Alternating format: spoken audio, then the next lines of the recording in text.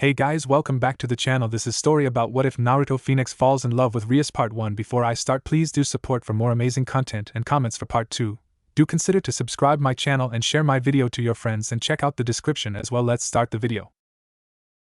Naruto was many things: unpredictable, reckless, a knucklehead and stubborn beyond normal conception, just to name a few. What he wasn't though was patient. So, at least in his mind, it was no surprise that roughly 10 minutes into the political discussions of his parents and younger siblings that he was thinking of something more interesting. That something would of course be the training of his abilities. Roval had been a great help with this, having shown him some of the more advanced theories regarding their aerokinesis. Then again, his ability to zone out could be because of a lack of sleep from his studying last night. He tried his best to stifle a yawn, but the quiet giggle from Ravel told him that she at least had noticed. "I'm sorry, dear, are we boring you?" his mother questioned. Now he was smart enough to know how he should answer, but that didn't stop him from thinking about it for a moment. "No, mother, I'm just tired," he replied quickly and spared a glance at his father, who hid a small smile. Lord Phenex cleared his throat as he adjusted in his chair. "Raven, I don't think that Naruto and Ravel really need to be here for this. Let them go play." His mother did not seem to take overly fond to the idea as she stared the three of them down for a few moments before letting her shoulders sag. "Fine. But when they misbehave in social events, I want you to remember your lackadaisical manner in which you handle their discipline." Naruto waited just long enough for his father to wave them off before he jumped out of his chair, leaving poor Riser to his fate. He could guess what the conversation was about anyway. The Gremry heiress had started to publicly kick up a fuss about being arranged to marry Riser. Now, Naruto loved his younger brother and sister, but even he had to admit that Riser was handling this whole thing very badly. There was a small cough from his side and he turned to see Ravel looking as prim and proper as their mother always does. "I hope you haven't forgotten your promise?" He had. His mind quickly jumped into overdrive trying to think of his previous agreement. He studied her for a moment, letting his recent interactions quickly spring forth. "You wanted help with flying practice, right?" he guessed, remembering a brief conversation about it a few days ago. Going by the small nod of her head, he figured he guessed right. "Well, I do have to meet Seek soon, so if you don't mind going out in public, we can do it on the way?" There was a brief look of panic that came across her tiny features before she gave a small cough and righted herself. "There should be no problem with that. As a proud member of the Phenex line, it is only right that I should grace the civilians with my majestic flying abilities." "Sure, let's see if you can get off the ground today first, huh?" She pouted and let out a small whine. He ruffled her hair and moved them into the yard. He had to admit his family had a good hand when it came to decoration. Then again, most devil families did. The open paths that were lightly adorned with stone features or flowers, just enough to be eye-catching but not enough to assault the senses. He stopped guiding Ravel and took a few steps to stand in front of her, facing the youngest Phoenix sibling, before rolling his shoulders forward and letting the flaming wings push out of his back. Ravel wasted no time in copying his actions, and he was glad that she could. Having to explain it to Riser was enough. "Good stuff, now let's start slow. I'll drag you up and you just gotta keep yourself balanced, okay?" She nodded and he reached for her outstretched hands before lifting them both into the air with strong, solid flaps. He also got the privilege of watching her face scrunch up as she tried to get her wings to keep her stable, which was also an interesting sight. They were flapping like an injured bird, erratically and frenzied in an attempt to get some wind under them. "Hey, take it easy there or you'll wear yourself out. Try to do what I'm doing, long slow flaps." His words got Ravel to open her eyes and absorb his form for a few moments before nodding and slowing her attempts at staying in the air. Part of him was jealous at how quickly she picked this all up. It took him weeks to be able to properly control his wings. Maybe Ruvo was just a bad teacher, yet he'd go with that. Vera Agars was in a difficult position. She was not a romantic like Rias, so when she was introduced to her husband-to-be, she thought little of it. When he found out about her, a collection of miniature appreciations of mechanical engineering and theory crafting, and actually encouraged her, well, she agreed to the proposal. There was no problem for her in putting out a child or two of Phoenix blood if she was able to help both clans while still living her life as she wanted. Then again, it would appear that she got the much better option of the Phoenix siblings. From what Rias had said, Riser was nothing like Naruto. Though she could just be exaggerating, Vera knew she was prone to do so. The difficult position, though, was that Rias had locked herself in Vera's room and was not letting anyone in. Which more than likely included Naruto, who said he had a present for her. Now she could just kick Rias out. But that didn't sit too well with her, not with the red-headed heiress currently crying into her limited edition plush Gundam MK2. Vera could try bribing her with anime or manga. She tapped her chin, and though there had to be something she was hooked on at the moment. There was a knock on the door and she paled. Naruto was here with another member of the Phenex family, she could tell that much. Though she didn't get a chance to respond as Rias quickly spoke up. "We're busy, go away." Vera heard something that sounded like wait here before Naruto loudly announced he was coming in. Rias tried some faint kind of protest saying that they were indecent, but that didn't stop him. His messy blonde head of hair poked in before those deep blue eyes looked over the room. Vera had a faint smile on her face as she spoke. And what would you have done if we were actually naked? Probably still come in. He questioned with a shrug. See her pointed look and the horrified one from Rias. He continued, well, Seeks, you're my fiancé, so we're going to see each other naked whether we want to or not, and if Rias was getting changed I figured you would have locked the door. Fair point. As you can see, my bed is already occupied, so sadly you cannot lament the woes of your studious life on it to me today. She saw him crack a faint smile before holding up a bag. For me? Yeah, it's meant to be some super limited test run or something, and I figured you'd be busy with the announcements, so yeah. He finished lamely and handed the bag over to seem to look at Rias for a few moments, and Vera quirked her brow before he sighed and rubbed the back of his head. Rias? What do you want? The redhead near bit, not a good start. Then again, both of them had a very short temper, so this could be quite explosive. She spared a glance around her room. Nothing was safe. She had best mentally prepare herself. Look, you're causing a bit of a stir. I can speak to my family about laying off of it for a while if that helps you. I don't know. Process it all? Seeks watched as Rias looked up towards her blonde buffoon and gave a faint nod. That'd be nice, thanks. So we're all friends? She pushed, though, watching Rias crank her chin up, and Naruto give a nervous laugh showed her answer. Thanks for stopping by. But I kind of need to, you know? He gave her a nod and placed his hands in his pockets. Yeah, I get it. Oh, I'm going to be heading to Kyoto on some business, so if you want anything special let me know. Vera tilted her head. He sighed and thought about it for a moment before responding, I'm sure I'll think of something. With that he gave another faint laugh and left, closing the door behind him. She heard a muffled conversation between him and Ravel before she felt them leaving. With her attention back, she focused back to Rias, who was giving her the most pointed of stares. What? You two seem to get along well. We understand that we each have hobbies that the other cares very little about. He is happy doing his thing and I'm fine doing my own. Rias craned her head to the side. Trade me? No chance. You sure? Very. Vera let out a sigh. You could try to work out a deal with Riser? Rias puffed her cheeks out. I doubt he'll listen. You never know if you don't try? She watched Rias sag a little into the pillow fort she was in the middle of making before Naruto came. Wait, she paused. I thought we weren't allowed into Kyoto? Vera shrugged. Maybe he got permission after the vampire thing in Tokyo? Vampire thing? Some old vampire showed up and turned a handful of people, and the church was about to get called after the town's exorcist nearly died or something. I probably should have paid more attention now that I think about it. Lucky. What?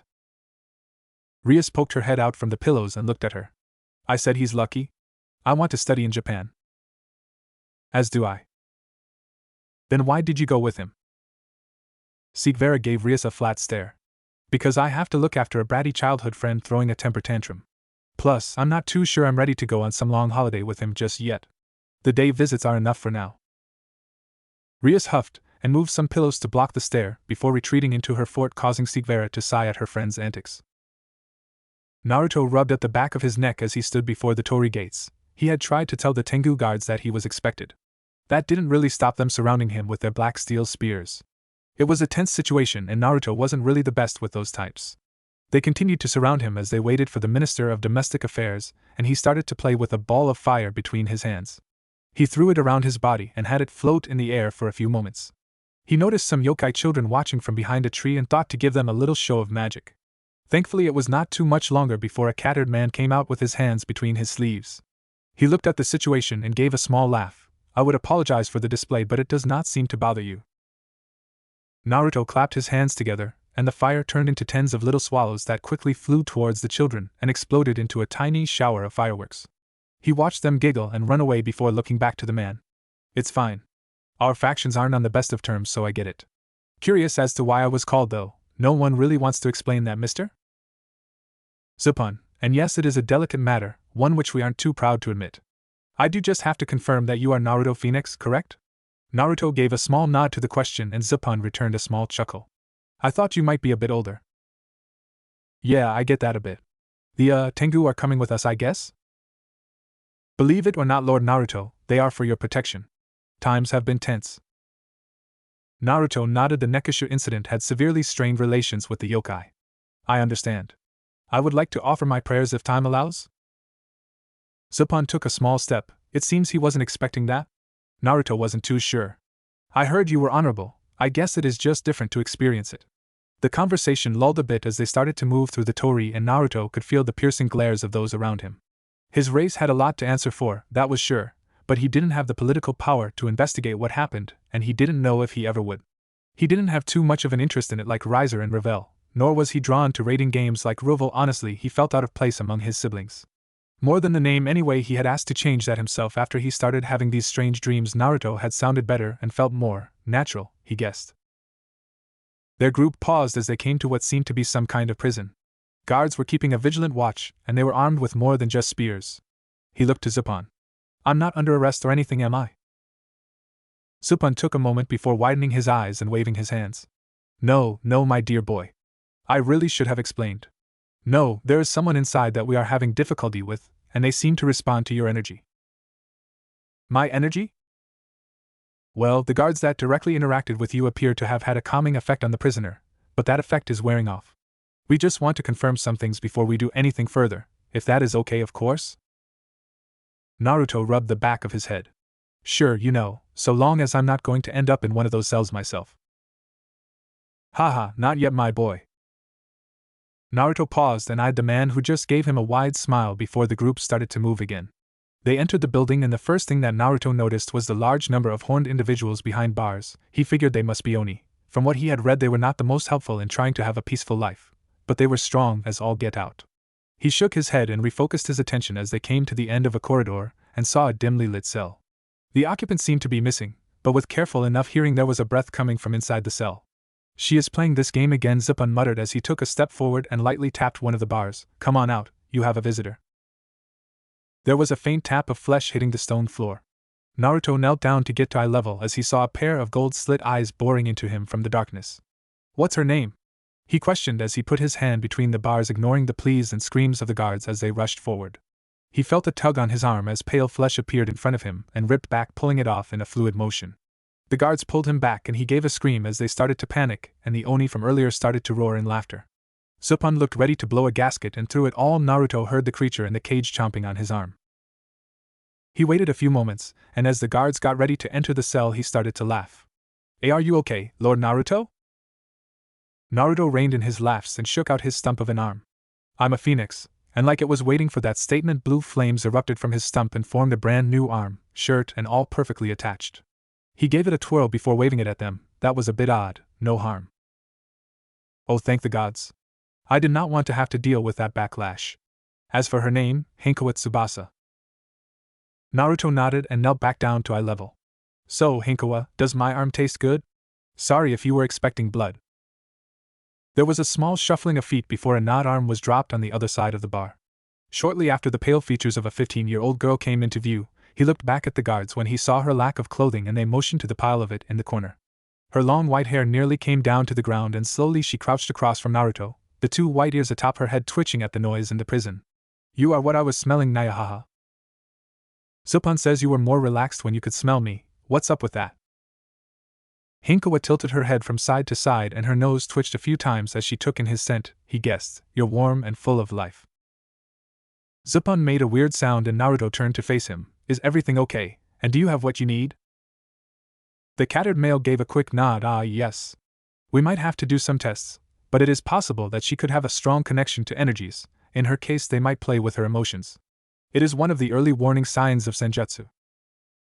Warning signs? I thought senjutsu was meant to be super good for you guys. Zupan lowered his head a little bit as he looked at the ground. It might be best to talk about this outside. They all made to move as a hand quickly grabbed his and held it in a vice-like grip. He looked back to see a hint of fear in those golden eyes of hers. Zupan, how would you feel about releasing Hinkoa into my care? The yokai let out a small groan as he rubbed his face. I was hoping to save on paperwork. Naruto, though, laughed at his plight, and was thankful he didn't have to deal with any of that yet. The process of having Hinkoa released was faster and less troublesome as opposed to the process of getting her dressed. It was after the third time of her tearing apart her shirt that he started to question if he should continue to bother, But then the thought of his mother seeing him come home with a topless woman froze him. He wasn't quite sure how she would react. Would she be happy? Probably not. Would she try to fry him alive? That was a possibility. Thus it was his current goal in life to get Hinkoa dressed. Can we please get you dressed? He would not admit it aloud, but he was down to pleading. He also would certainly not tell Roval about pleading for a woman to put on clothes. He wasn't sure he would live through that shame. Nope, not gonna, she called as she rolled around on the floor playing with his arm. It was watching her playful nature that caused an idea to spark within him. He took off his shirt and tossed it towards her, watching as she put it on without fuss. Inwardly he sighed as she did the buttons up and sniffed the collar deeply. He took his pants off and thankfully there was no protest as she put them on. With a flick of his wrist he summoned a new pair of slacks and a white button-up shirt for himself. She seemed happy enough, but he could see this becoming a problem quickly. Zupan gave them a curious look when he returned. Look, I don't want to talk about it. Is she good to go? Ah, yes. Just sign here and she'll be in your custody. If you need anything in the future, do not hesitate to call upon us. Naruto signed the papers and a copy was handed to him. He stuffed it away in one of his pockets and looked to Hinkoa, who was making confetti out of the previous shirts. She lifted it up and blew it in Zupan's face before laughing and hiding behind Naruto. Part of him was starting to regret this, and he knew it was only going to get worse when they went home. He was going to be hounded, he knew that. Thankfully it seemed like things were done with the yokai, so he gathered up her things watching as she clung to him. Well, I guess this is goodbye for now, Zupan. Let me know if you guys need a hand with anything in the future. I'll try my best. They shared a small bow and then Naruto summoned up his clan's crest to take them home. His arrival was met with the usual fuss of the maids then as when they stopped and peered around him at the growth he was carrying. He saw the thoughts pass through their eyes before they all ran off to find his mother. He had to hand it to her, she had trained the maids well, her own little spy network. He knew he had precious moments of peace. He grabbed Hinkoa's hand and quickly led her to his room only to find the entrance barred by his mother. There were a few thoughts that ran through his mind. Firstly, he needed to spend more time with her and figure out how to make a network like her one. Second, just how boned he was going to be. Dining room? He questioned, to which she nodded. He let out a tired sigh and slowly started to lead Hinkoa there. It didn't take overly long for the rest of the family, sans rival, to show and take their normal places. The plush adorning and over-decorative features of the room normally felt welcoming, but now they only seemed to fill him with a sense of foreboding dread that he couldn't wash from his palate. Hinkoa didn't seem to care. She also seemed to have stolen a cooked fish on their trip. He would have to thank the maids when he was done. All eyes were on him. Now I want to start off by saying that I can explain everything. Explain how you brought a cat girl home with you and tamed her in a few hours? This I want to hear, said Riser as he leaned forward a little. His father leaned forward as well. Perhaps for a different reason, but I am also curious, as I believe your mother is also. He didn't need to look in her direction to know a pointed face slowly nodded in affirmation. Okay, well, this is Hinkoa, he motioned to the girl in question who put her hands up like paws. The yokai of Kyoto found her rampaging through the streets, draining the energy of civilians and yokai alike. He paused and waited for any interjection, but none came, so he continued. They found that she was much more, relaxed when some of the guards I had interacted with during the vampire incident were watching her, so they called me to see if it was a coincidence, or not. Turns out it isn't. Though she did rip my arm off. He saw Ravel flinch at the thought while Riser and his father held back laughter. His mother was not. She did not appear to have an impressed bone in her body at this moment. The yokai believe that she is starting to access senjutsu, or a mutation could be occurring within her causing her to experience things like a senjutsu practitioner would. After confirming that Maya sense seemed to calm her, we were planning to leave, but Hinkoa didn't want me to go. I couldn't stay, so I asked for her to be released into my care. There will be correspondence between myself on behalf of the Phenex and the yokai of Kyoto on the matter, allowing with home visitations and trips back to Kyoto for both training and checkups. Naruto finished and looked over his family. Everyone seemed somewhat impressed or interested apart from his mother. He reached into his pocket and produced the paper from earlier. I also had a contract made between the two parties. This is our copy, if you want to check over the details yourself. He placed it on the table, and for the first time since his return he saw his mother smile. Good, always make sure to have it in either writing or blood. Plus this should give our family a semblance of standing with the yokai faction to hopefully help restore some faith after that event. And pray tell, what did Vera say about all this? His mother questioned. Naruto tilted his head to the side, as did Hinkoa. I didn't ask her? He saw his father roar backwards in laughter while his mother and sister sighed. He looked to Riser, but apparently they were both confused on the subject. You should inform her this instant and find a suitable gift that might alleviate her anger. Naruto shrugged and pulled out his phone. I don't see why, but okay. After a moment, he put it away. Done. His mother's jaw dropped as she stood from her seat. Did you just text her that? Yes? He looked to his family for support. His father was laughing harder. Ravel had planted her face into the table, and Riser, well, at least Riser looked as confused as he felt right now. His phone went off, and he answered. Oh, hey Seeks. Where are you? She bit out, and it was at this point that Naruto thought he might have done something wrong. Naruto? She sounded like she was getting angrier. Stalling was probably not going to work right now. I am at home. In the dining room, he barely got the last bit out before she hung up. A moment later he heard the maids welcome someone, and when he heard her scream for his direction he hung his head. Riser gave a light cough and moved to stand. I don't think this concerns me, so if you don't, but was cut off by a sharp look from their mother. On second thought, this is something I should watch carefully so that I don't repeat Naruto's mistake. He looked to Raven for confirmation, and her silent nod was all he needed. The next moment the doors slammed open and Naruto winced.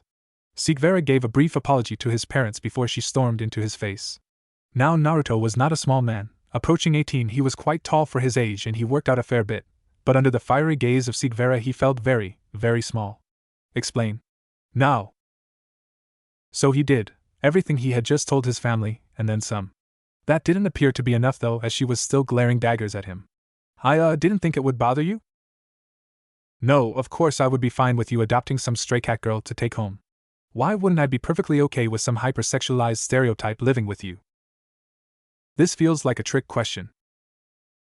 Both of them stopped as Hinkoa rested her head on Naruto's shoulder. He could feel the anger coming from Vera at this point. Naruto, who is this hussy? If Naruto had more time he would have seen the reaction of shock, awe and downright hysterics from his family. Hussy? Says the harlot hanging off my husband-to-be's shoulder like a life raft? Naruto was still processing what was happening. How did things go so wrong? What could he have done to prevent this? Well, probably check with Vera beforehand, he knew that now. Husband-to-be? Hinkoa tilted her head for a moment. Nope. Before she chomped down hard on his neck and shoulder. Naruto winced a little in shock. He felt her nails dig into his skin. It was clear that no one was moving her now. My mate. Find your own. Raven cleared her throat and all attention snapped to her, sans Hinkoa and Vera, who seemed more than content to glare at each other. As my son appears to have stupefied himself with his own actions, please allow me to clear up any misunderstandings. Hinkoa, Naruto has promised to wed Vera in order to join our clans together. It is an agreement that both of them have the intention of following and have signed such. This does not mean that he cannot take another wife, but you can't be his only wife, or mate if you will. Also, why are you biting my son? Marking territory, Hinkoa said before slowly releasing her bite. Naruto saw her frown as the wound closed up in front of her eyes. He supposed it was better than the gasps he heard from his family. He was ready, they couldn't do much worse, could they? He was already in Vera's shit books, and he was pretty sure his mother's. His father leaned forward again, all mirthful laughter gone now. Naruto, my boy, are you aware your flames have turned blue? Naruto gave a small shrug. It seemed to happen after Hinkoa ripped off my arm. She did what? He may have left that part out of the explanation to Vera. You are in so much trouble when we're done here, Naruto. She gave him a very pointed stare before looking back to his father. Does that mean that he is the Azure? Rovan nodded. I believe so. We had all thought it would be Roval, so we didn't really teach the others about it. That appears to have been a mistake. Thinking on it though, it all makes sense. Your inability to use aerokinesis, your dreams and your mastery over song and hellfire. Song? Vera questioned with a raised brow. Oh yes, Naruto is quite a fine singer. I shall keep that information for later. This changes everything. Rolvan slammed his fists down and stood up. From tomorrow on I will personally instruct you from my grandfather's journals. I have to inform the Mao and Roval. Rolvan rounded the table and grasped Naruto's hands. This means big things for us, boy. Raven will prepare a ball where we announce it to the public. Vera, I hope you'll attend? Naruto looked between the two and he caught her gaze and the smirk that wormed over her face. Of course, Lord Phenex. I wouldn't let my dear husband-to-be go through such a thing alone. Okay, can we have like a timeout? Naruto called, getting attention back to him. Like, I think 3 people here understand what is happening. Can the rest of us get an explanation? Vera walked forward and gently pinched his cheek. It just means that you've become the hope of the underworld is all. No pressure. The next month was filled with a mixture of pain from having the clan's full, unedited history drilled into Naruto and facing the full torrent of his father's emotion-filled training. He had a fair idea now why his family was so excited. His great-grandfather, Ruxarian, was the first Azure Phenex, also the first Phenex, but that was ancient history. It was said that he did not need to shed his tears to heal, but rather the spreading of his wings would remove harm that had been inflicted. The journal said it was controllable. The journals didn't say how to. The journals that his father used held actually had very little in them to help with unlocking these abilities. They mostly just contained the abilities and what they were able to do. They were all very impressive, but now he was stuck with learning how to use them, or get them to work even. The only thing that seemed to be innate was his resistance to light-based weapons and holy artifacts. It was not an immunity, as even after holding a silver crucifix for a time it would start to burn, or even reading the Bible would start to give him a serious headache after a dozen or so pages. But it wasn't immediate, which was pretty neat. The journals also stated that this feature was somewhat hereditary, as the earlier Phenex clan members still held a slight level of resistance to holy powers. He wasn't super heavy into politics like his younger siblings, but even he knew that he was in danger. He had a plan, though the only problem was that it relied on Vera saying yes, and she was not exactly willing to talk to him in private at the moment. Yes, when they were summoned by their clans it was a different story, but just the two of them meeting up outside of that? Not a chance. That was not the only relationship that was strained by all of this. Naruto was named heir apparent and Ruvel heir presumptive, as was Riser. They seemed to handle it okay, but there was some tension there that Naruto wasn't sure how to handle. Then there was all this surge of activity had him spending even less time with Revel, because just about any free moment he had was devoted to keeping Hinkoa in check or trying to get a hold of Vera. He wanted to run away. He was not proud of the thought, but everyone kept placing these new expectations on him. Everyone was telling him what he would do, the things he would bring to their race, to their faction, to their family. He just wanted to spend time with his own. He wanted to do silly bickering matches with Seeks again. He wanted to flop onto her bed and pointlessly moan about the work he was giving himself, while she offered half an ear and even less in words of comfort. It was suffocating. He paused and looked around. A portion wanted to curse himself. He was standing atop the lake where Ruvel had taught him to fly. The damn prick had steamed it so he'd boil a little each time he fell. Now, though, without trying, he stood atop the surface. It was an odd feeling, so familiar and yet so distant. He let go of the feeling and felt the water rush past him as he sunk. He closed his eyes and listened as his heart started to slow before stretching himself out and floating to the top on his back. It's a heavy weight, isn't it? Naruto nodded and opened his eyes to see Ruvel standing next to him looking down. Do you want it back? Not a chance. Hell, you've got it worse than I ever did. Gee, thanks. Ruvel let out a small laugh as he took a seat on the water. I feel sorry for you. Sounds like everyone has your life made up for you. Naruto gave a small grunt. Still having those dreams of that isn't you. Just another wonderful part of being the Azure, apparently. A gentle silence blew between the two brothers. Both of them just taking in the sky above, this fake sky that was meant to help them relax. Do you want to, talk about them? Naruto spared a glance at Ruvel. He was still looking up at the stars above, still maintaining a relaxed position, but he asked a question that no one had yet. He looked to be almost indifferent to everything going on around them, like none of it concerned him. Not much to talk about. I'm an orphan in some kind of village, looks partly military, and the school reflects that. They're trying to teach us to be ninja, but I keep failing. Ruvel let out a small laugh. Not even able to catch a break in your dreams, eh? Naruto, though, shook his head. No one expects anything of me, and I kind of like it. There I want to be a protector, and here I want to run away from it. It doesn't make any sense. You want to run away? I shouldn't have told you that. The quiet came back, and this time Naruto felt like it was strangling him. He wanted to know what Ruvel would say. What would his brother do? Would he dissuade him? Would he tell their mother? Would he tie him up to stop him from leaving? Why don't you? Ruvel finally questioned. Naruto eyed him again. Whatever he was expecting, that wasn't it. I mean, I did. I spent a couple of years running away from it all. Surzex did too. I think a lot of heirs do. I mean, Surzex started a full-on civil war during his stint. Mum would be furious. She'll be angry no matter what you do. True. I'd wait until after the ball if possible. Naruto rose a brow. Why then? Ruvel gave a small shrug. I mean, if you want to make Mum have wasted all her time on something, go for it. But good luck trying to run from that. Fair point, Naruto hummed for a little bit before letting out a groan. What about Vera? Should be up to her? I mean, I would offer to whisk her away on a romantic run away from responsibilities, but give her a choice. She's a smart girl, much too good for you. Thanks, you bastard. Roval stood up and a quick burst of flames rolled over him, destroying any water before he started to walk away. Oh yeah, before I forget. Hinkoa is tearing the castle apart looking for you. Mum's livid. Naruto lost his balance and fell under the water, causing a laughing Roval to vanish in the distance as he righted himself. He climbed onto the top of the water and rolled his shoulders and called his wings out. He spent a moment watching them sway back and forth in the water's reflection. He took a breath in and flew straight to the castle. He caught sight of a white blur running through the gardens with a cadre of maids. He landed in the gardens and watched the blur rush towards him. He held his arms out and felt her lithe frame jump into them as she stretched and let out a long purr.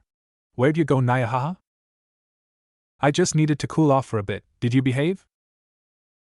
Of course. The maids caught up, some of them panting as they bowed towards him.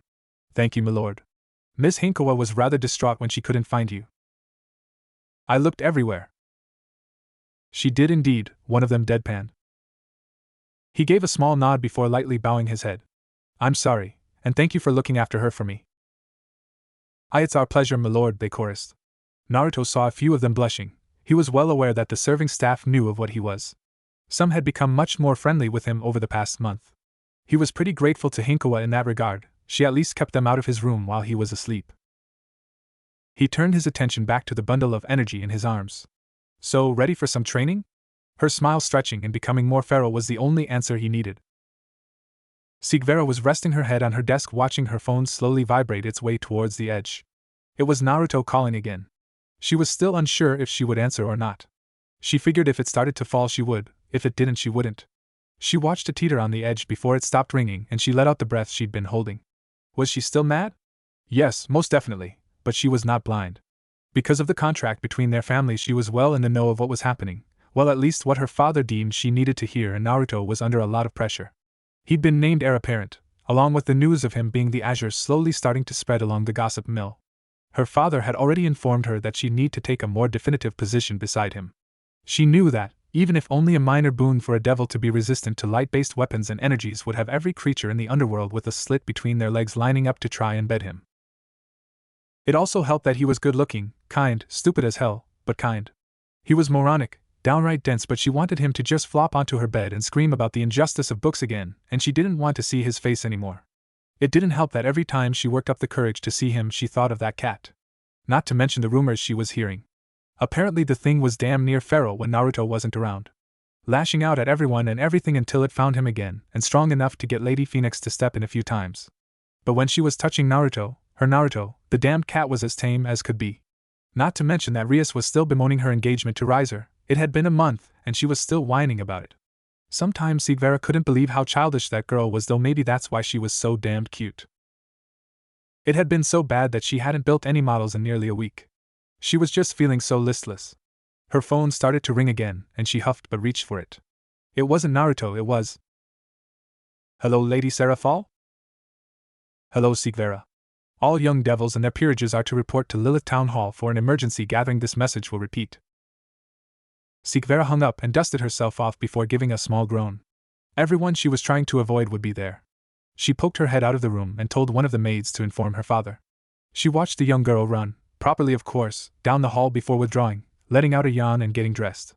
A handful of minutes later she appeared in the town hall with a long dress covering her frame. She had allowed her father to place pieces of armor in it, but only in such a way that they did not restrict her movements. She had to admit that he had done a good job. Vera adjusted her glasses. She was not late, but she was by no stretch the first to arrive. Off in the corner she could see Naruto and that damned cat.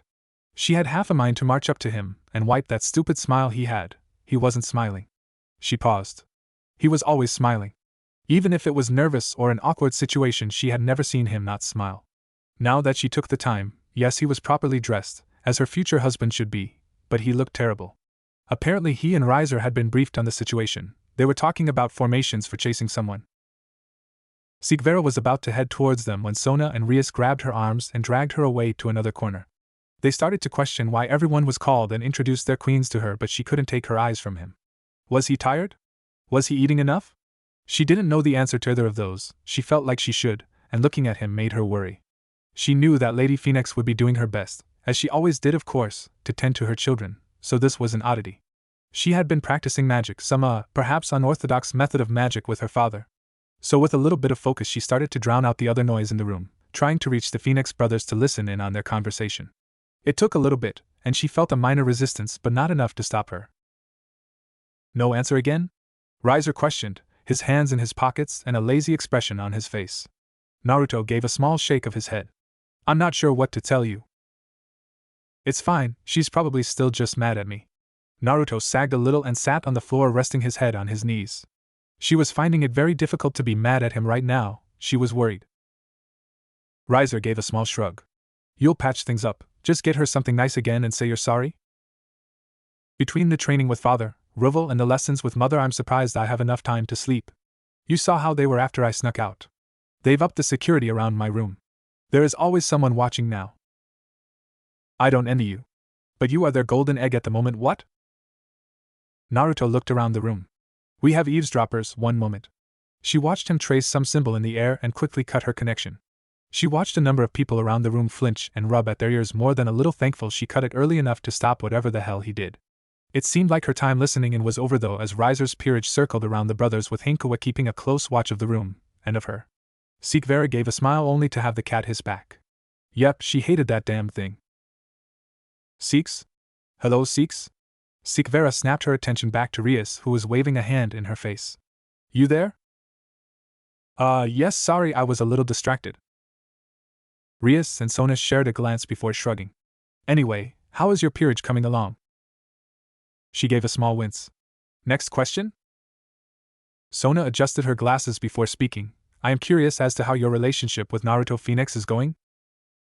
Inwardly she groaned. Given what she knew of Surzex and Serafal, it was likely that these two knew what was happening in the Phenex clan. I would rather not talk about that in public.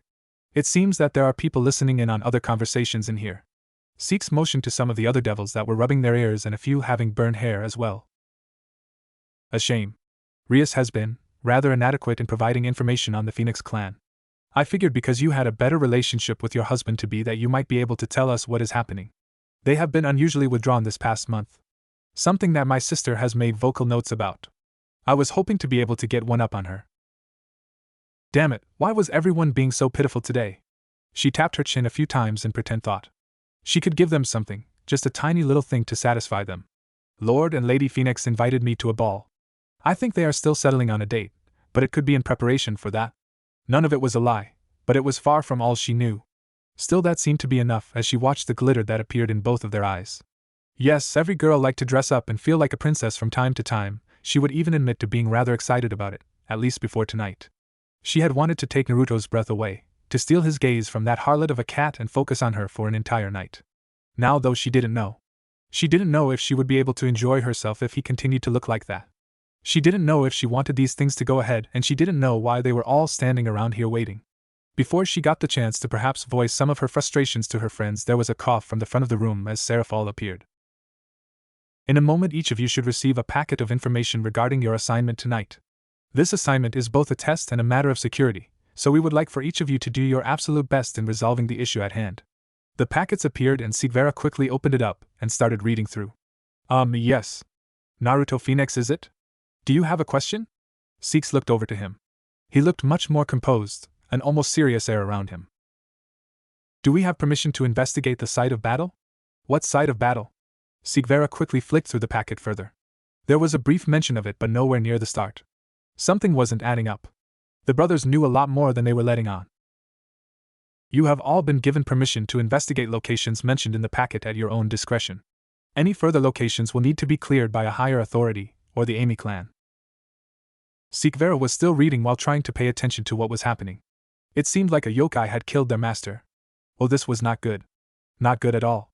After the Nekishu incident, relations have been really strained. This could send things into a very, very bad spiral. Are we permitted to leave now, if we have gathered all that we can from the packet? Of course. With that, the Phenex brothers and their servants left. Wait, was the cat a servant? She used Naruto's circle, maybe? She tugged on Sona and Rias' arms. We have to leave now. The Phenex brothers know something. They gave her a curious look but agreed. They formed a circle around each other and gathered their servants close before teleporting to the Amy storehouse, which seemed to be the site of battle that was mentioned. There was that familiar lurch in their stomachs as their surroundings almost flashed to something different. Vera looked and saw a blue light already fading far in the distance. She made to take a step forward only to hear the sound of a weapon slowly being drawn.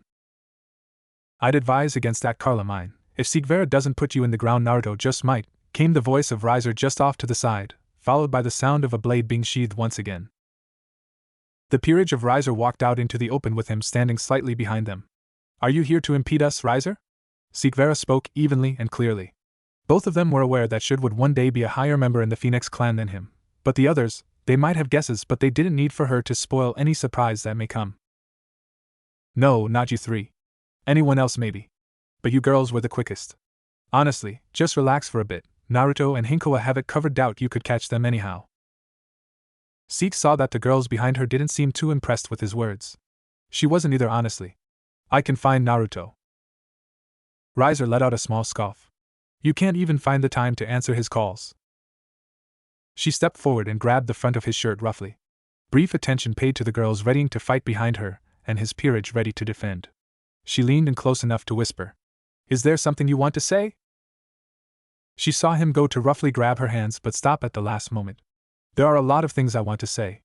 Now I don't know what has your no doubt expensive panties in a knot, but for some stupid reason you seem to be able to fix issues with my brother, and he has a lot right now." She relaxed her grip a little and he pulled his shirt away, fixing it and smoothing it out before roughly coughing into his hand. "If you want to chase them, best of luck, 'cause I stayed behind to not slow them down." He stood aside and opened the path for them. Vera looked back to Rias and Sona. She wasn't sure if they would follow her or not, and she wasn't sure if she wanted them to or not. Taking a breath, and she shot out in the direction she saw Naruto heading. Hinkoa had been able to pick up the scent of a female Nekishu the moment they landed.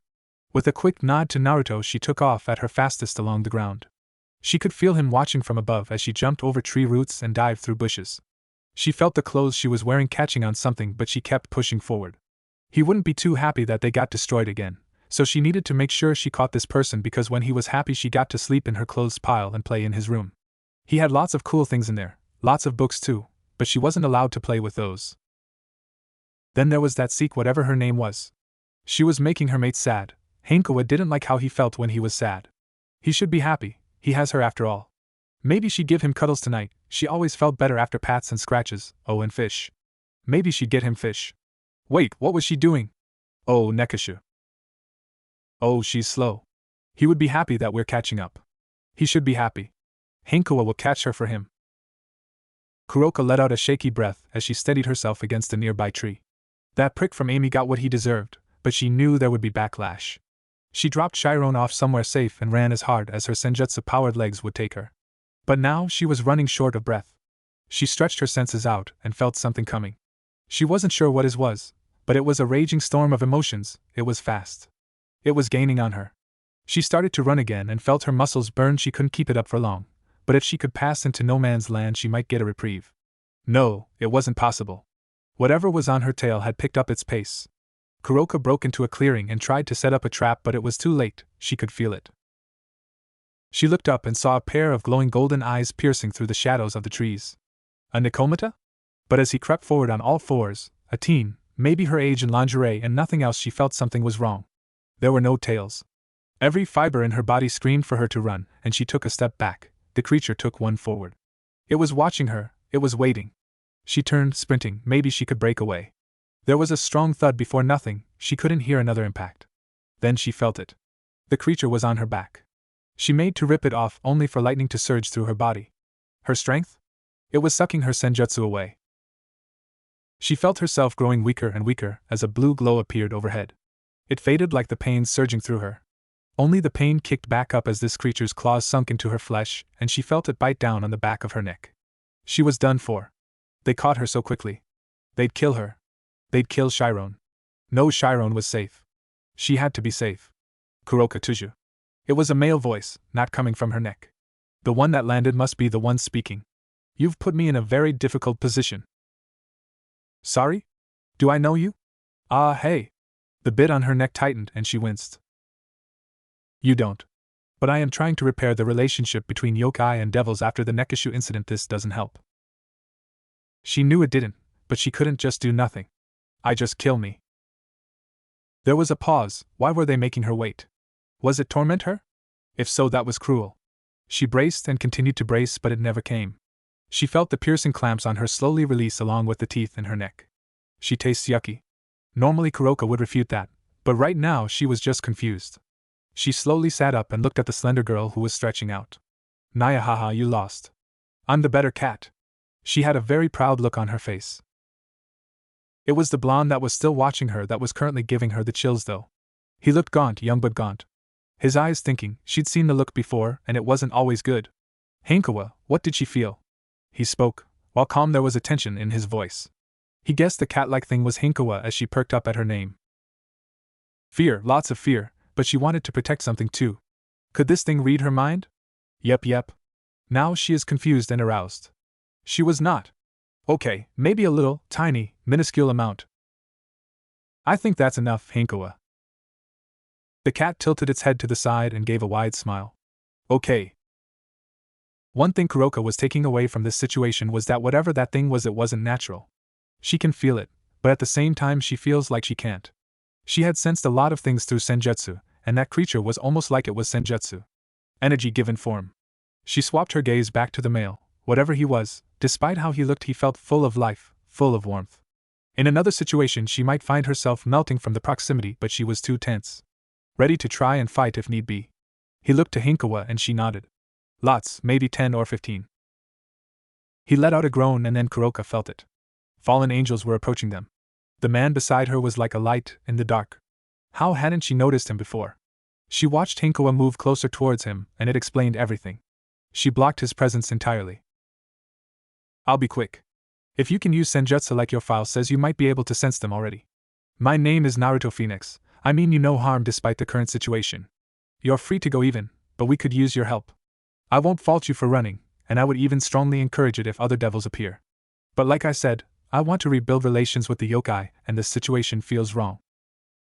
There was an air of sincerity about him and Kuroka nodded. She understood what he meant. He'd try to help, but if other devils showed up he would do what had to be done. She wanted to run. She really wanted to run. She blinked as she felt her energy coming back and her wounds closing up. There was faint little blue motes drifting from Naruto and landing on her skin. Sorry, I'm not very good at it, he said with an uneasy smile. To her though, it washed away her fear. He was risking himself to help her? He had no reason to. She stood up and channeled her energy again. He had given her a lot of it back. She quickly started to mix it with senjutsu. Whether she ran or fought, it would be helpful. Just as she finished, she felt the fallen arrive.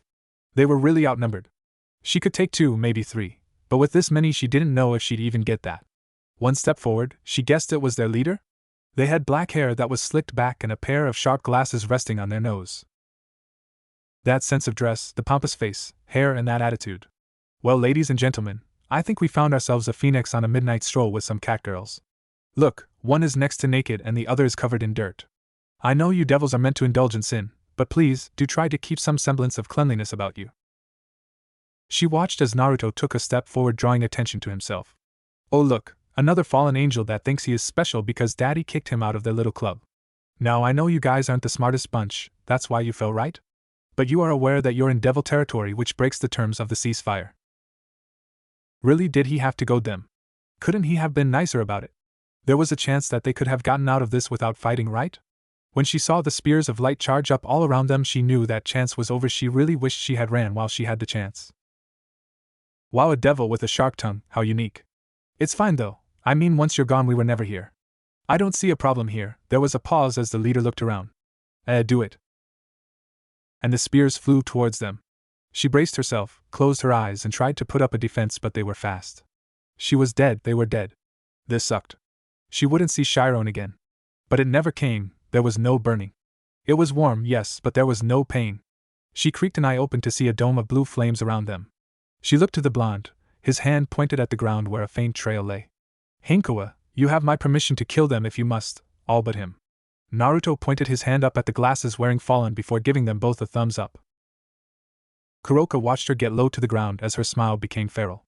The fear was back, it was so back and much worse than before. The dome dropped, and she vanished in a white blur. Naruto spread his wings out, and she was in awe of their brilliant color. He turned to face her and smiled. Remember what I said, and good luck, he said before flying up into the air. The fallen tried to swarm the two, but she was not forgotten as a handful came after her. They were weaker, she was grateful. She dodged the one that lunged at her with a spear and tried to swat his back with a ball of jujitsu, but another got in her way. She managed to get out of the way, but her clothes got further torn. Much longer, and she'd look like Hinkoa. Without wasting another moment, she jumped to the side and landed a kick on her third assailant, watching him double over. She twisted, or rather went to, but they grabbed her leg and held it close to their stomach. Her eyes went wide as came back. She made a few seals with her hands before bringing them up to her mouth and spewed out a cloud of purple mist. They tried to back away, but the one holding her leg wasn't fast enough. It sounded like he got a good breath or two by the coughing. Okay, she was doing good. Damn, this was getting her blood pumping. The mist dissipated and the two remaining ones closed the distance. It seemed they weren't going to come one at a time anymore. She hated it when villains started to learn. Was still doing their thing, but the one behind them was throwing out smaller spears of light to stop her from forming hand signs. She jumped back and back again, using her hands to direct her and bat away the spears that got a little too close. They freaking hurt. There were at least minor burns on the backs of her hands after the third one. On her first jump, she found a tree and widened her eyes. Lungi seemed happy as he sped forward with a sharp thrust. She twirled around the tree and heard his spear impale it. She pushed off the ground and slammed her fist into the tree as hard as she could, getting the crack she was looking for as it fell towards the fallen. Kuroka didn't check to see if she hit with the tree and instead rushed through McDouchebag at the back. His spear turned into a sword and he moved to meet her. She quickly formed an orb of jujitsu that turned into a rod of earth. It was heavy, but she swung it as the sword dude did and watched it shatter. She'd planned on that and thrust the now jagged edge forward into his chest. He started to gargle up blood and she wanted to vomit. She'd seen enough of it tonight. She didn't want to see anymore. She took a step back and her arms were quickly grabbed. She widened her eyes in shock. Got you now, bitch. Dom, don't miss this time. Kuroka looked over and saw the man that was coughing earlier slowly move towards her as he summoned a sword of light. Man, she really should have run. Why did she stay behind? Was it that damned smile? No, she refused. She locked eyes with melty face as he inched closer. It felt like it wouldn't end. She struggled in the grasp of Lungi, but he wouldn't budge. Then she saw it, almost like blurred pictures. There was a flash of white before a spray of red as Melty's head was ripped off. She couldn't hold it and barfed, right over Lungi's shoes. Then she heard a crack and the grip loosened on her. She looked back and saw Melty's face embedded in Lungi's head. She barfed again. She looked up to Hinkoa, who tilted her head at her. There was blood all over her hands and her feet, but it didn't appear to be her own. She looked around the field and it was littered with scenes of destruction. Then she felt it, there were more devils coming. She took a breath and steadied herself as she stood. Tell your master I won't forget what his aid here. Hinkoa gave a stern nod before smiling. I am best cat though, Naya ha ha. Before she took back off into the fight. Kuroka didn't have the time to argue with her. She just watched that monster go back to doing its job, and feeling the other devils approach, she beat a hasty retreat. Naruto would admit that restoring Kuroka took more out of him than he thought it would. He really needed to practice with that, but there was nothing he could do now. Hinkoa, she was strong, he would have to trust her to be okay, the same with Kuroka. It looked like he drew the short straw here. There were only 3, but each had 2 sets of wings. They weren't the regular small fry he had run into before. Riser was pretty far away, he would need to stall for a bit. Would Riser even feel the fighting happening here? His queen might, but he admittedly hadn't spent much time with her. He might have to change that after tonight, if they lived through it. Well, only one thing to do. He rose himself up to float at the same height as the fallen that had chosen him. With a small breath, he stuffed his hands into his pockets, took a step forward, and let out a laugh. He saw them tense as he continued to laugh, his flames stirring to life and flicking out like ripples in the water. They dodged, and he watched it splash against some nearby trees.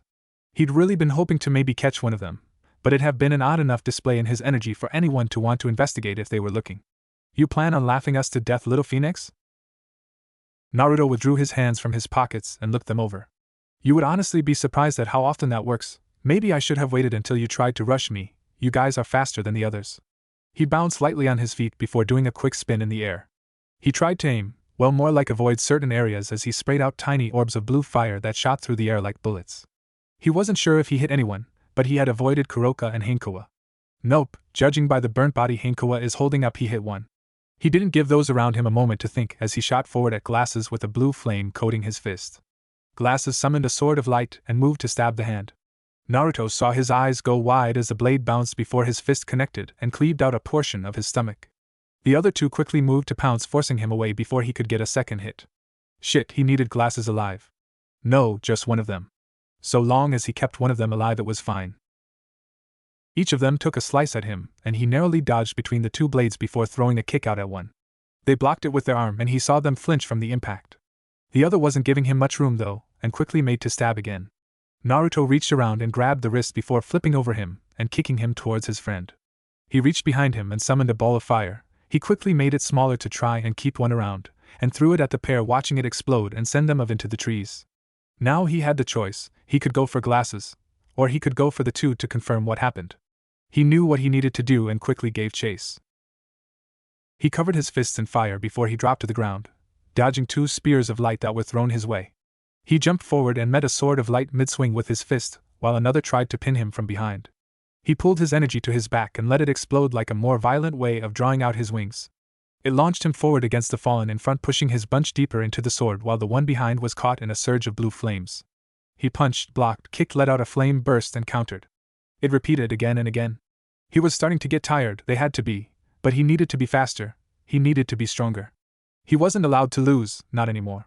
The stalemate of continuous back and forth continued for what felt like hours, and he couldn't tell how much time passed, but then it changed. There was an explosive light-based energy from where he had left glasses. He couldn't feel Hinkoa, and was that Vera? She was scared, and then, nothing. Something inside of him stirred, a hot boiling surge of fire as time slowed. He took in the position of the two fallen with him, and took a small step to the side, drawing them closer together before rearing his fist back and launching it forward with a roar. Vera could feel that something was wrong. The air had this nasty sting to it as she approached. There were signs of destruction everywhere in the small clearing. It was littered with bodies. She quickly scanned it before finding a sign of movement, and her heart fell to her stomach. There was a fallen angel with 6 wings standing over Hinkoa as he pulled a spear of light from her chest. He looked like he hadn't come out of it for free, but Six couldn't move. Yes, she hated the cat, at least she thought she did, but this felt so wrong. She watched Hinkoa try to claw him, but he shook her off before delivering a sharp kick to her head. There was a crack. She stopped moving. Vera felt her blood go cold. No, just no. It didn't make sense. Why were the fallen here? Where was Naruto? She looked back, and a part of her was thankful Rias and Sona weren't there, while another part dreaded it. She was alone. The man looked up to her, and she could feel her heart jump to her throat. Another little devil, huh? He twirled the spear in his hand. You're just like fucking cockroaches, he said, and flung it. Six quickly rebooted and got control of herself as it approached. She waved her hand and turned back time on it, watching as it started to retrace its steps. She could attempt to blow up his own spear next to him. With the idea set, she continued her spell at the last moment, taking in the body at his feet. She aborted. It blew up early. She clenched her fist tight and bit her lip. Vera knew she had shown her hand too early. She should have made sure it would be a kill. It would have, but she couldn't do that. She's quite dead, he said as he kicked her body a few more times. It got no reaction from Hinkoa, but Six could feel her fists shaking. She knew the reason she hated Hinkoa. It was her freedom. She didn't need to pretend to be something she wasn't. She didn't need to maintain an appearance. She could just do what she wanted without worrying about how it made others look. Yes, she might have hated how clingy she was with Naruto, but she didn't want this. A shame, truly. In a year or two she would have made a nice toy. She hardened her eyes and looked at the fallen. Oh, now that is quite the glare there. With a face like that, I can't wait to see what you're packing under that dress. Vera knew she had to get this man away from her body. That meant getting dirty. She kicked off the ground and flew towards him, quickly changing time on a spear that was coming near and causing it to overshoot her by a large margin. She channeled demonic energy to her hands and lashed out. He stepped back and she pushed forward, trying to keep her strikes fast. She couldn't give him a chance to push her back. She needed him to stay on the defense. He summoned a sword of light, and she changed its time, snuffing it out of existence. In his shock, she threw her hands forward and hit him with a blast of demonic energy before pivoting on her feet. Her wings shot out, and she flew to Hinkoa, grabbing the girl and moving her out of the way. Her opponent would have none of that, and was on her heels. Trying to run? That's not going to work. Her vision went red and she stopped. Everything hurt. She reached for the spear in her gut and reversed its time, causing it to fly back towards the man before exploding. Vera dropped to the ground and found a tree to store Hinkoa inside of. That should have brought her some time. She needed some time. Why wasn't anyone coming? Rias and Sona should have caught up. Riser should have felt something was off. She reached for the tear Naruto had given her, only to find broken glass. She took a breath and ran the current scenario through her head. The chance of her getting out alive was much higher if she didn't try to take anyone. Maybe not much higher, but it was higher. But could she leave a possibly injured or dead Naruto here along with Hinkoa? What would her family think? What would the Phenex think? What would she think? It wasn't an option, and she cursed her emotions for that. How did she fight this man? He was faster, and it would appear stronger than her. He was tired, that much was clear along with his injuries, but her state wasn't much better. She'd been altering time too much, and didn't know how many more she had in her. 2 or 3 to be safe, for if she was lucky. As for her offensive capabilities, well, they were actually rather low compared to Rias and Sona. She would admit that through grit teeth. So that left trying to make him blow himself up, or trying to land a killing blow with her demonic energy-infused fists or blasts. She could try to use the trees to narrow his paths of attack, but that would put her in close proximity to her. It was risky, it increased her chance of death, but it would also increase her chance of actually winning here. Vera knew she was no expert when it came to fighting. No, it might be better to say that more often than not she went out of her way to avoid it. It was because she knew it wasn't her strong suit. Thinking is where she was better, even better than Sona if she could brag a little, but that didn't feel right at the moment. No one would be around to hear her gloat right now. But she had a plan. Her eyes scanned the ground and she found what she needed, a rock the size of her fist. With a small nod she tried to find where the fallen was. He had to be nearby now. That blast wasn't enough to put him down, she could feel it wasn't. He wasn't too far, just standing still. Waiting. Vera gripped the rock a little tighter and started making her way through the trees to meet him. When it cleared somewhat she could see him picking dirt from his nails with a spear of light. Oh, are you ready to play now? She took a breath in and nodded. I'm ready to blow you to pieces. Big talk. That Phenex boy was the same, haven't seen him in a while now. He was lying. She told herself that again and again as she ran through her plan. With a nod she ran forward. He twirled his spear and she threw the rock. His expression changed a little as he moved his head to the side. Just what she'd hoped. With her magic still covering it, just thrust it forward in time, turning it to dust. She saw him flail and try to remove it from the air, but she wouldn't let him. Flooding her leg with demonic energy, she kicked him, pushing him back a little and causing him to spit and cough. Without giving him a chance to recover, she reverted the dust back into a rock and grabbed it again, sharpening it with her energy before stabbing it into his gut. With a smile she turned it to dust again and watched some spurt out of the wound. Feeling the high, she kicked him again before punching him in the face and pleading with herself. She just needed one more. Just one more. She grabbed where she figured the dust to be with her power and turned it back to stone. She watched him stiffen for a moment as a feeling of hopelessness came over her. It wasn't enough. She couldn't revert it completely. He was hurt, definitely hurt. But still standing. She watched him limp forward as she tried to move her hands, but they wouldn't budge, they were stiff as hell, and she could see the overuse of her power kicking in as her fingers started to blacken. Just a little more. She got a twitch. A little more, a little more. She could feel it, just out of her reach. There was still some dust left, she could still fuse it around his organs. She could still turn this around. But it was out of reach. She laughed, though it came out like something between a choked sob and a cough. All those times he'd invited her out to train and she'd rejected it. Those times where he wanted to go on a walk with her. This entire past month. Her family, her friends. She had a lot of regrets. Too many to name fully. Vera could see the fallen clearly now. He had blood running down the sides of his mouth and a large hole in his stomach. You filthy whore. He spat at her feet before raising his hand up and backhanding her. It lifted her off her feet and sent her crashing into the dirt. It surprised her how little it hurt. She'd let everyone down. Her body refused to move and the dirt felt so comfortable. It scared her. What happened when a devil died? With that thought in mind she passed out, but not before hearing the faint screech of a bird. She thought it odd, they didn't have many birds down here. Naruto wasn't sure what happened. Something had changed, but he didn't know what. He was faster, he was stronger, but he didn't know how. He chased the flames that erupted from his punch as he continued to roar. He used his talons to carve up the fallen inside of the fire before he broke ahead and continued. He flew as fast as he could to where he felt her last. He burst through the trees, hearing as the fire roared behind him. He came upon the sight of that glasses-wearing fallen from earlier. He had more wings now, but that didn't matter. What mattered was his hand on Vera's throat. He sent some energy towards her and felt her heart steady. It was still weak, but he didn't know how much he could spare. He flew forward and glasses threw her to the side. Naruto sent her more to keep her stable as he gave chase. Glasses flew into the sky and Naruto would not let him pull away. He opened his mouth and let out another roar, watching a blast of blue-white flames shoot out like a laser. He fired twice more before the fallen turned and charged a massive spear of light and threw it at him. Naruto pulled his wings in and spun, feeling the spear hit them, but it didn't break through. The two forces spun against one another, either willing to give up, neither budging an inch. No. He wasn't allowed to lose. He let out another screech and broke through. He could feel this anger inside boiling over. It felt like it was eating him away. Then he saw the fawn and everything but him vanished. He flew faster than ever and zeroed on him. The man tried to defend against Naruto's talons, but the Phenex was relentless. He cut and stabbed and pecked and let out balls of fire as they flew higher and higher before he ripped one of those pesky arms away. Naruto sunk his talons into the man's shoulders and flew higher and higher still. There was another, watching. He could feel them. They would hurt Vera, they would hurt Hinkoa. He got level with the other scraggly-looking older man. Before opening his mouth wide, the other one tried to block. The one in his talons couldn't as he let out his loudest screech and felt them consumed. His anger slowly started to simmer. All that remained was the one arm and his talon. He looked down, his giant wings keeping him in the air as the forest below was lit a brilliant azure.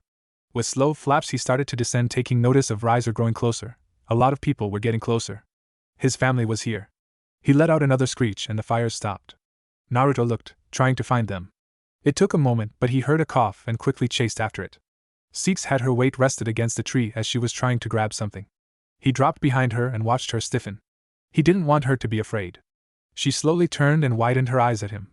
With that, the last of his anger faded, and he felt his body twist and crack until he was standing roughly a head taller than her.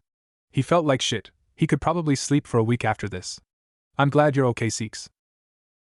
He saw her fidget before nodding. Thanks to you? I couldn't protect her. He looked past and saw the limp arm she was holding. Naruto could feel that anger building again, and he quickly tried to temper it. It was strong, but he needed to think. Raven, go get some tears, quickly, came the voice of his father. Naruto barely paid him mind until his rough hand landed on his shoulder. You need to put yourself out, my boy. Naruto raised his arm. He noticed he was burning. It didn't hurt, and he couldn't feel it draining him. He took a deep breath in and slowly watched it die down. Hinkoa didn't deserve this. He looked to seek Vera, his voice dry and crackly as he spoke. Is it okay for me to make her my knight? She gave him a look, and they locked eyes for a moment. If you think I'm still angry about that, well, I am, but no, it's fine. He shook his head. No, I decided that I want you to be my queen. They are normally the first piece. He looked to Hinkoa. No, that's fine. This is more pressing. I'll leave you to it. Lord Phenex, don't worry, I won't speak about what happened here. And Naruto, when you're ready to talk, I'm ready to listen now. But I think I need a nap. She might have tried to laugh, but it sounded like a cough. Naruto noticed her moving away, but not too far. He needed to know she was fine at the moment. Rias dropped down behind him and he heard his father move to intercept. Naruto meanwhile traced a symbol in the air and called forth his evil pieces. He opened the case and slowly took out a knight. They were a bright orange in color with a tiny blue flame in their center.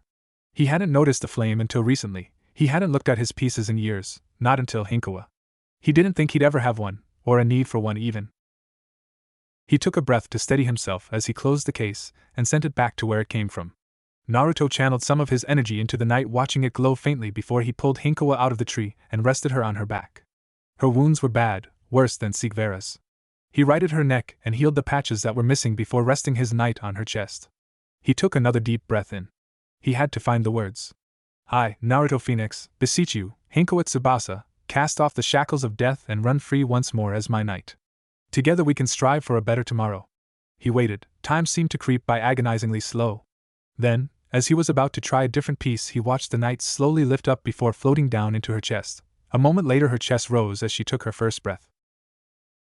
Naruto rolled back and landed on his ass. He took the minute or so he needed just to catch his breath before slowly standing up and looking over in Seek's direction.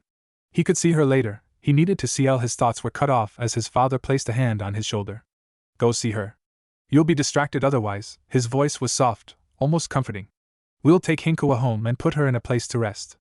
Also take these, you two could use a pick-me-up. He placed 2 vials into Naruto's hand before slowly closing it. Naruto turned around and saw that his family, minus Revel, were all there. Revel and Rias both had their peerages out. The 2 brothers had an angry look on their faces as they barked out orders before looking back at him and giving faint smiles. He could see his mother talking to other Devil Clan leaders and the Mao. The next few days were going to be hell. He gave his father a small nod and smiled at his brothers before heading over to seek Vera. He slowed as he saw Lord and Lady Agar's floating over her like the doubting parents they were while she tried to assure them she was fine. Lord Agar's noticed him first and gave a faint smile. My dear, it might be best if we leave the young ones alone for a little while. I am sure they have a lot to talk about. The lady of the house looked like she wanted to protest, but after looking between her daughter and future son-in-law she relented, leaving the two teens alone. Naruto managed to pull himself over to the tree she was sitting against and slowly let himself slide down to sit next to her. For you, he offered her one of the vial while he downed the other himself. He no longer felt dead tired, just tired.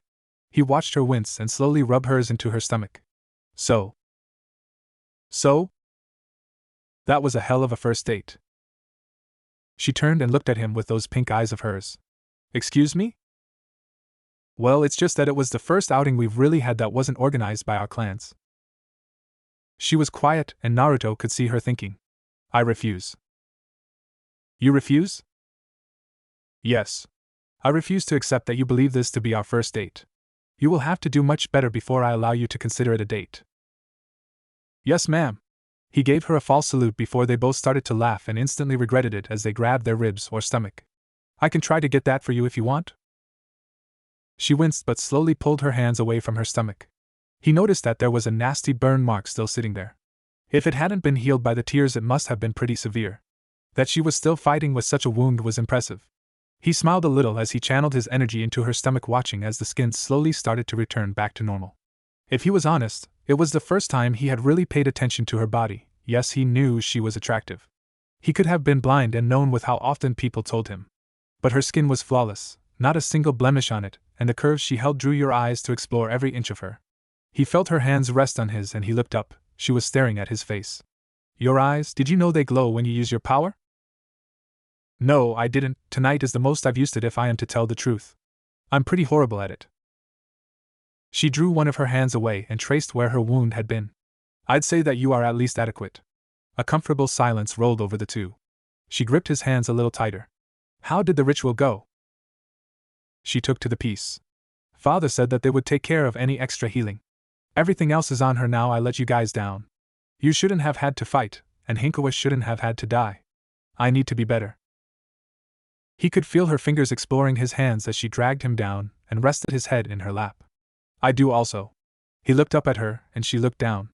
Don't. I should have been faster. I should have been able to save Hinkoa. I shouldn't have needed you to save me. I have been lax. So, Naruto Phenex, I need you to promise me that next time you want to train, that will you not accept no lest I have prior arrangements. I don't want you to let me talk you out of it, no matter how lazy or tired I might feel that day. Okay? I was actually thinking of increasing how often I trained. But sure, I'll be by every morning at 7. That's a little intense. Can't we do 8? I'm sorry, but I was told no matter how lazy you feel. He gave her a wide smile. Starting next week. I think we both deserve a few days of sleep. Vera slowly ran her fingers through his hair. He had to admit it was relaxing, but he had missed talking to her. The playful barbs, her jokes, but most of all those cute expressions she made when she was embarrassed. I'm impressed. Her voice was soft. He looked at her, and she looked up. Your flames did not burn a single leaf. He blinked. She was right. The trees were all still full. He could have sworn it was a sea of flames. I guess I was lucky? Maybe. Maybe not. Oh, also, I'm still not happy about the Hinkoa situation, but only because you didn't ask me first. So long as she learns to mind her tongue. He gave a small chuckle. Mother has been trying to give her lessons on etiquette. She says it is worse than trying to teach me. I can only imagine. He liked seeing her smile. It made something in him feel at ease. You never did answer my question, though. She tilted her head to the side. Oh? Will you become my queen? Naruto, I want to, believe me I do, but what would you do if we need to face each other in a rating game? He shrugged. Honestly, he hadn't thought of that. I guess I'd say no or forfeit. I'm not that interested in competing in them anyway. I don't think your mother would be happy with that. I don't think I will have to partake. I mean, what would the underworld think if I lost? She paused. Perhaps she hadn't thought of that. That's fair enough. It would look bad. Fine, you've convinced me. I will give you the great honor of being your queen. Really? Really. But not tonight. For now you need to rest. I feel like you are going to be rather busy in the coming days after your stunt tonight. Naruto rose a brow as he took her hand. Stunned? She looked down at him for a moment, a puzzled expression on her face before pointing up. He followed her finger and saw blue flames burning in the night sky. I didn't mean to do that. I know, but you will have to explain it anyway. So sleep. Don't worry, I won't run this time. With that she leaned down and placed a kiss on his forehead.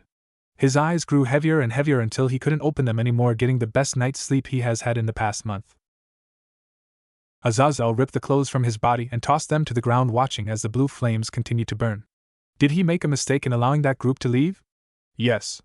Did he know that some many heirs and heiresses would be frolicking about? Hell no. He didn't want to start anything, and this was a surefire way to do so. He was about to jump in and save the Agar's girl before the bird showed up. He was thankful as hell, because he didn't want to have to explain his presence there, but he also remembered seeing that bird before. It was a long, long time ago, during the Great War.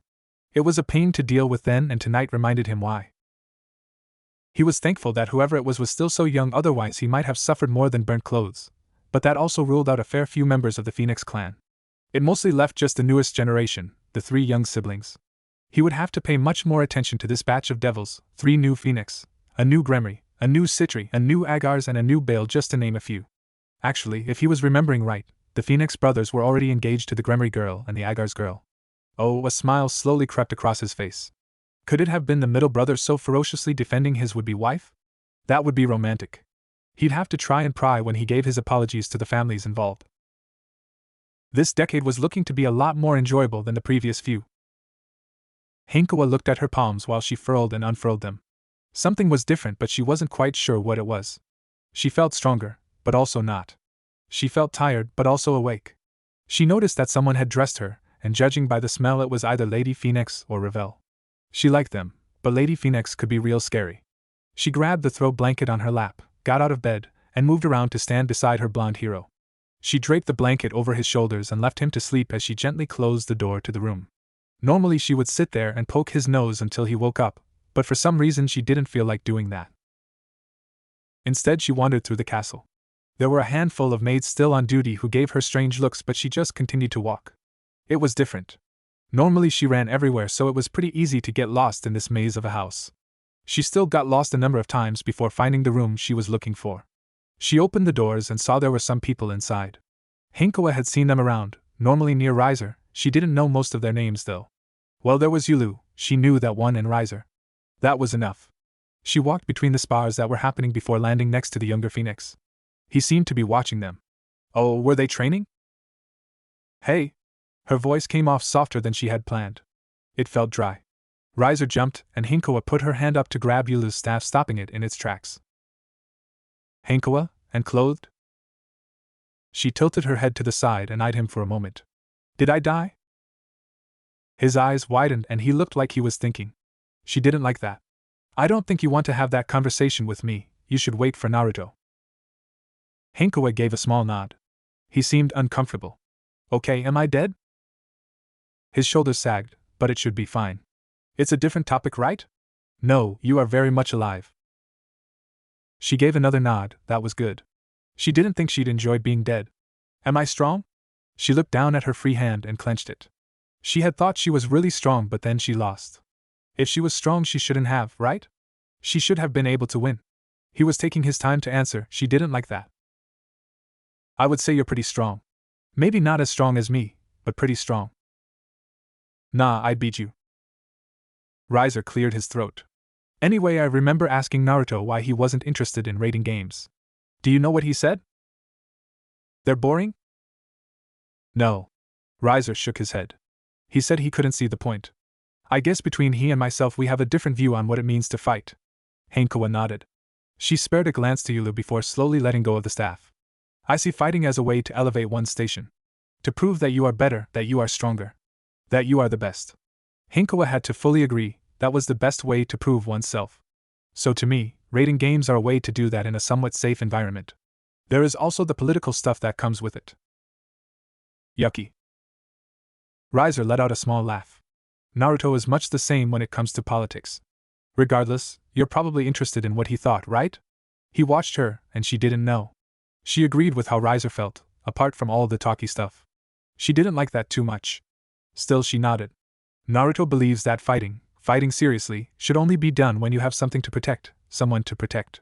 I had joked and asked what he'd do if Vera would die if he didn't win a rating game. Without skipping a beat, he said that he'd crush the other peerage until there was nothing left. Rias had a small smile on his face. I'm not dumb enough to doubt that there is merit in his ideology, and in the end we achieve the same result. Both methods prove your strength and safeguard you and yours from enemies. It just boils down to who do you fight for, yourself or someone else. She was quiet. Rias often said a lot of fancy words that she didn't bother to listen to, but this was like opening a whole new way of thinking about things. She didn't need to prove that she was best cat all the time to make Naruto not sad. She could be best cat by making him happy. Wait, what about training? Rias rose a brow. What about it? Should I still fight to win? He tilted his head and seemed to think about it for a moment. I think the best way would be to win against yourself from yesterday. Huh? You'll get it in time. Now shouldn't you be getting back to Naruto? She shook her head. Nah, he was asleep when I woke up. Ah. And how do you react when he is gone after a catnap? Hinkoa though about it for a bit before widening her eyes. I should go, thanks Rias and you too Yulu. Before quickly running through the house. The maids weren't giving her weird looks anymore.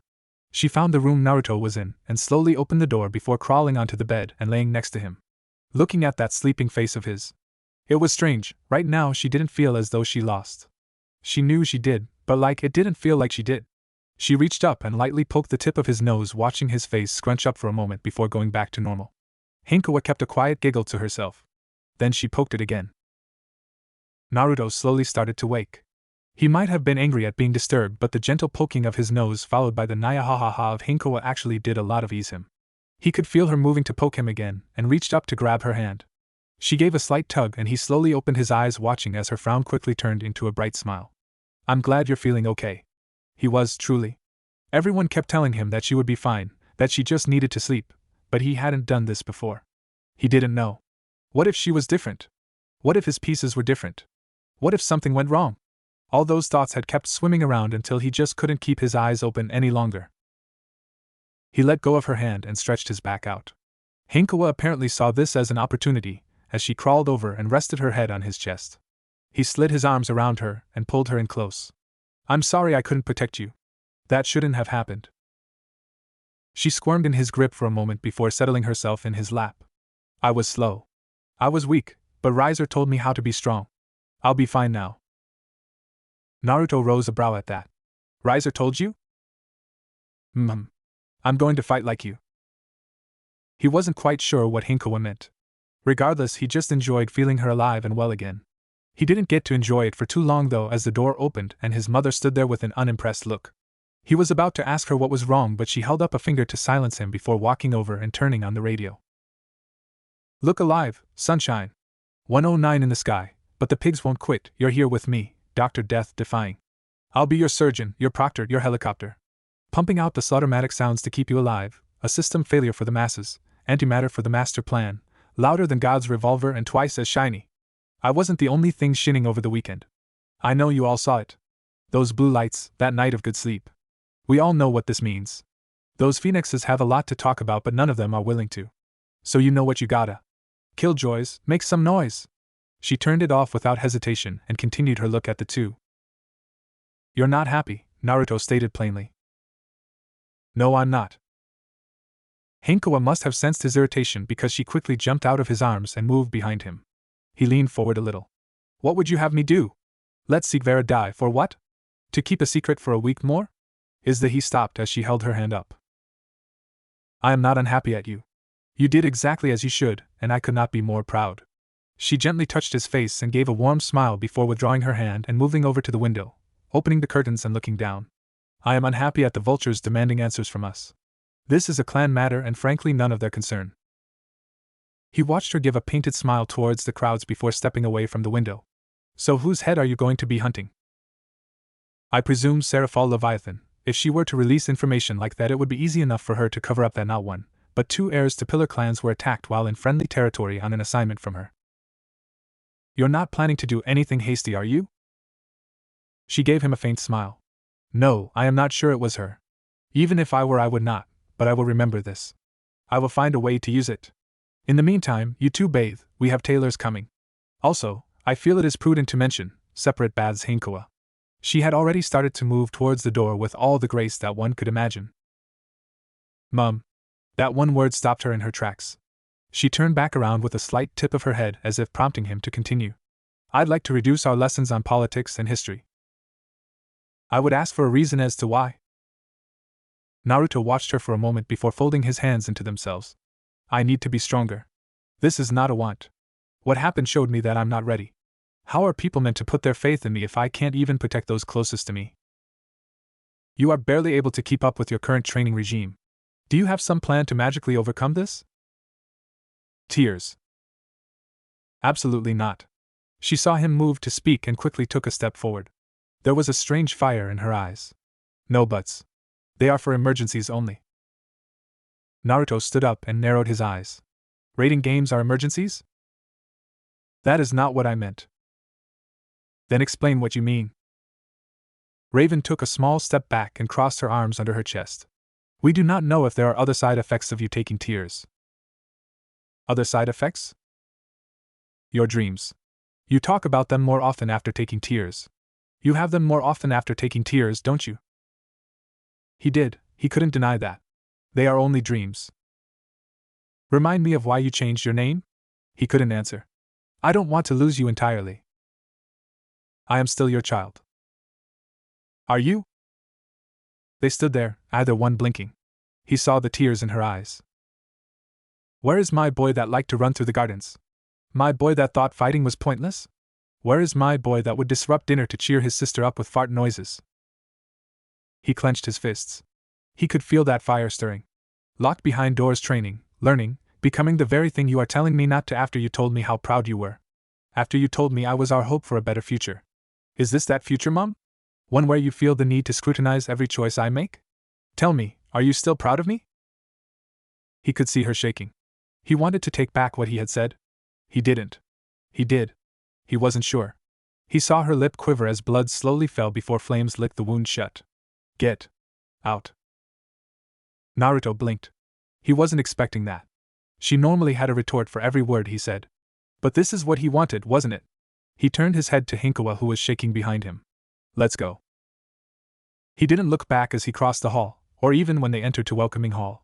He pushed the doors open and waded through the crowd, dodging every question that came or saying that there would be an announcement later. He'd prove her wrong. He was still her son.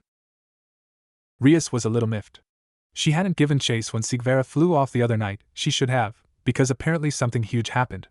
The Phenex and Agar's clans were very, very tight-lipped, and her brother was trying to figure out just what went down. She of course had her own methods, which is why she was standing outside of the Agar's household waiting to be let in. She could enter under the guise of visiting Vera, and perhaps she would be able to worm something out of the heiress. After a few moments, Lady Agar's opened the doors and looked down on her. Rias could feel those pink eyes searching her for something. What exactly she didn't know. I'm here to see Vera? Lady Agar's eyes narrowed. I am aware. You can come in, but she was busy last that I checked. I have nothing else planned for today. I am fine to wait. Of course you are. What did she mean by that? Either way, she followed the lady of the house through the waiting area. She saw that the servants appeared frantic. Did I come at a bad time? Lady Agar's looked at the maids and gave 2 solid claps. Enough gossip, back to work please. She then turned to Rias. No. But you understand how devils are. Gossip has been said to end empires. Rias remembered her mother saying that once. She wasn't quite sure how, but it made sense, especially when it started to get political. They continued forward and moved towards Vera's room before passing it. Rias gave it a curious look but followed Lady Agar's into an area she hadn't been before. The lights were dimmer yet warmer.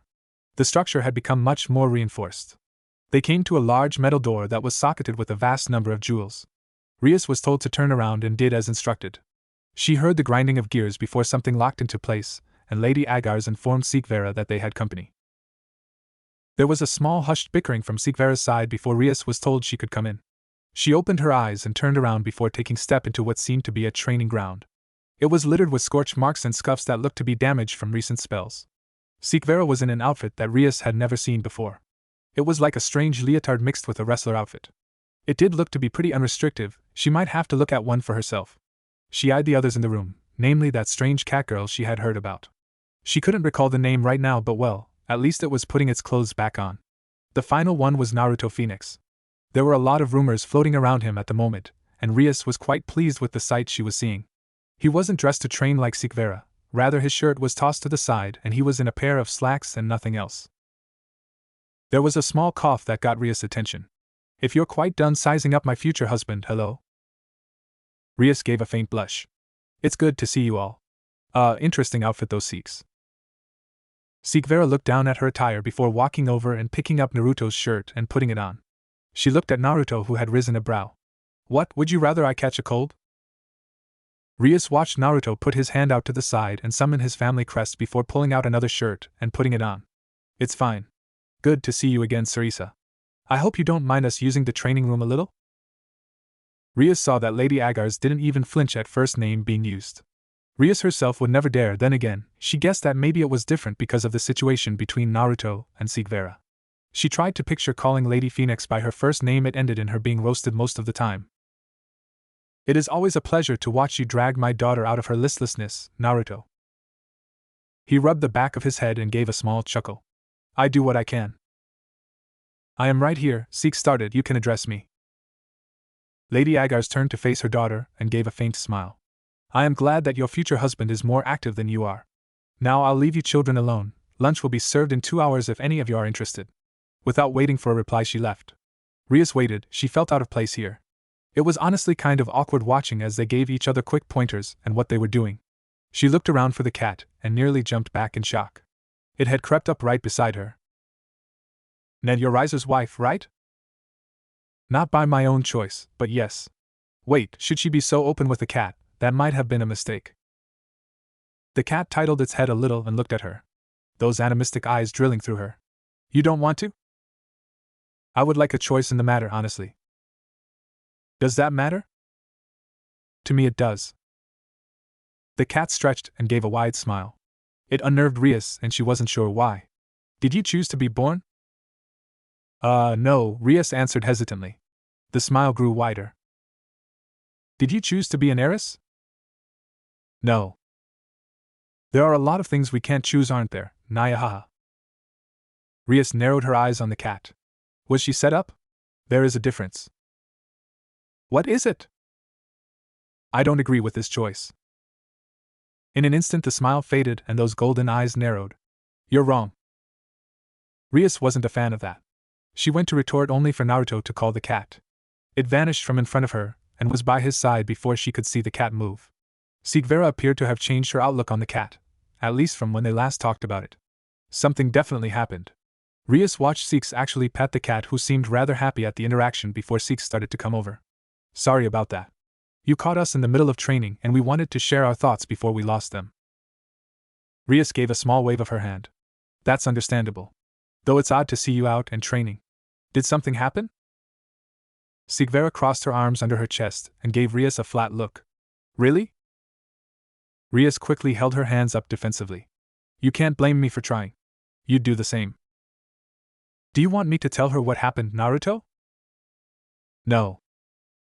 The reply was almost instant, and Seeks just gave her a smug look and a shrug. There you go. Just like that? Just like that. It felt odd. Everything about this was odd.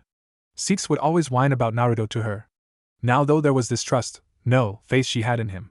Rias looked to Naruto and noticed there was something different about him. Those eyes of his used to be so full of joy. Now they felt critical. There was a faint glow, like a flickering fire. They were enticing, drawing her in. She broke away from his gaze and looked towards Vera. There was still that smug smile on her face. That's not all you came for, is it? It honestly was. She knew for sure that the Phenex were hiding something that the Agars were well and truly aware of. Rias could leave now. She had more information than when she came. Not much, but she had also played her hand really early and Seeks had called her on it. It would be more difficult now, more so if they stayed together. She might be able to get Seeks to trip up. She had no clue about how Naruto was with his words. She really hadn't spoken too much to any of the Phenex members. So she only knew from others how well versed they were. No one really spoke about Naruto in a battle of wit, and she could see a few reasons why that might be the case. He could be terrible and wasn't worth mentioning. He could be very, very good, or he could just not partake if one came up. Either way, she would be playing into a possibly dangerous zone. Though, she could also use Riser as an excuse to try and get him alone.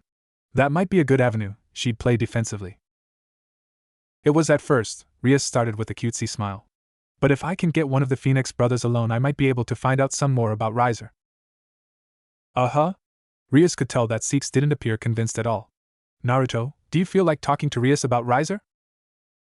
Rias looked at Naruto. The cat leaned up on her toes and whispered something to him before he blinked and looked at her. If that was what she wanted to talk about, sure. But Hinkoa smells deceit on her, so I'll pass. Rias looked back at Vera, who gave her a small shrug. Seems like you didn't hide your intentions well enough. A shame, would have been fun to play around a bit. Vera gave a small shake of her head. You won't get to if Hinkoa is around. The girl can sense emotions and desires. Rias widened her eyes. That explained a fair bit about her interaction with the cat. It was also really good information that she could use. She gave a slight blow to Vera. Well, I guess then I'm done for the day. Play well, you three. The three gave her a quick goodbye and she left, feeling that near feral gaze from the cat on her the entire time. It was odd. She felt much more relaxed once she was out of there. Plus, while not much, she now knew to not attempt to gathering information while Hinkoa was around. That would be handy in the future. For now, though, she would consider it a very minor win. Wait, that's not the only thing. Vera checked with Naruto. Whatever happened must be under the jurisdiction of the Phenex, or at least the Agars is letting them handle it. That was also something. She frowned. It might be worth her while to visit Riser after all. Though, he was a dangerous one to try to fight with wit. Roval stood at attention, but his eyes were narrowed on the figure in front of him. Falbium Asmodeus. They were in the office of the Mao, and for once he was awake. His full attention on Roval as he waited for the answer to his question. Is Naruto Phenex the Azure? Roval was aware that it was the burning question of the underworld at the moment. Everyone wanted to know if it was true, what the Phenex had been doing. Why hadn't they seen the brothers in so long? Roval stood up a little straighter and fixed his gaze on Falbium. Are you asking as Mao Asmodeus, or as my commanding officer, sir? Roval, you are a good soldier. The underworld views you as a hero for your deployments behind the Black Gate. The ability of the Phenex to fight back the corruption is something that is not to be understated. I am asking out of pure respect for your deeds. With due respect, sir. I believe that Mao made a vow to not interfere in the business of the clans so long as they worked for the betterment of the underworld and to treat all clans, even those they hailed from, with impartial fairness. Son, I am trying to find out for the betterment of the underworld. Sir, 2 days ago no more than 15 fallen angels broke into devil territory and attacked 2 clan heirs that were on a special request from Mao Leviathan. The heirs were left seriously injured, and even after an application of Phenex tears they were not without injury. It might be for the betterment of the underworld if such an incident were properly looked into instead of covered up. Do you understand what you are saying, Roval? Roval gave a stern nod. I am saying that instead of the Phenex and Agars clan receiving compensation and justice for the damage done to our heirs, we were instead thrust into the public light to obscure what happened to the citizens of the underworld. So, Roval, I am correct in thinking that you are suggesting that either myself or Mao Leviathan have tried to sweep what has happened under the carpet, and are using both the Phenex clan and Clan Agars as a scapegoat. The air in the room was tense. Though it was nothing that Roval was not used to. Compared to dealing with the elders of the Phenex, this pressure was a slap on the wrist. That is correct. Roval, you are aware that such an accusation could make the Phenex clan enemies of the Mao, correct? I am well aware, sir. I would also like to use this private discussion to inform you that the Mao may have the sorry task of dealing with fallout that is still yet to come. As of yesterday, Lady and Lord Phenex entered into discussions with the yokai regarding the trade of Phenex tears, as it appears that the underworld and the Mao no longer believe their services are necessary, sir. Roval watched the eyes of Mao of military affairs widen. It would be interesting to see how their military would run without Phenex tears. In fact, it would likely cut the strength of it by half. Every soldier that he knew had at least one vial, giving them a near second chance at a mission, a fight. Sir, I believe it might be prudent to correct something you said earlier. Without proper resolvent of this situation regarding the heirs of Phenex and Agars, the Mao will make an enemy out of the Phenex, and I am sure the Agars will not be far behind. Not the other way around. We just want the protection and agreements that were spoken about when we helped to win the Mao their seats, sir. You are playing a dangerous game, Roval. Sir, with all due respect, the Phenex clan is not. What do you think that the Norse faction, or the Hindu faction, would offer for the amount of tears we supply the underworld each year? He waited for the thoughts to circulate through Falbium's mind. Then there's raiding games, sir. They have recently started to have a drastic increase in popularity. namely due to the allowance of Phenex tears in high-stakes matches. How would you explain to the public that there would be a rewrite of their favorite pastime? There have even been reports of devils using tears to help with sexual reproductivity. A silence formed between the two as they watched one another. Eventually Falbium let his shoulders sag. Roval knew why. There was too much at stake. What does the Phenex clan want? I will have Lord and Lady Phenex draft up a contract. We will of course need our allies to check it, then we shall send it to the Mao, sir. Falbium gave a small nod. Very well, I will inform the Mao that a meeting will be had once the contract hits my desk. You may leave. Roval turned on his feet and headed to the door. Also, well played, Roval. Roval gave a small shake of his head. Sadly it wasn't, sir. The actions of your comrades have put you in a fragile position. With that he left. The guards on the other side of the door giving him a small salute as he passed. Was what he just did dangerous? Beyond a shadow of a doubt, yes. But it was needed. The Mao have been breaking their promises for a long time now, and they needed to be brought back into line. Still, maybe this type of win would get his mother out of her funk. He left the building and gave a tired sigh before sprouting his wings and heading home. He saw Raven in the garden and dropped down beside her. She didn't turn and just continued to look at the flowers. Do you know that I remember every flower you children planted? Her voice was soft, and she knelt down beside a patch. We don't see you in the garden all that much. No, I am hopeless when it comes to plants. But that doesn't mean that I don't know of them. Roval, do you remember what you planted with me? He thought for a while before shrugging. I think it was yellow? The yellow tulip. It means bright smile. You're not the only one. All of you children planted yellow flowers. Roval looked past her. There was more coming. She was not in front of a patch of yellow flowers. I sense a but coming. Do you remember what Naruto planted? You said it was interesting. He couldn't recall the conversation. I can't say that I do. The iris, I thought it was odd myself. Now though I find it wholly fitting. Do you know what the iris stands for? Mother, you know I don't. I never really was one for flowers. Faith, trust, wisdom, valor and hope. Roval pursed his lips together and looked at the flowers in front of her.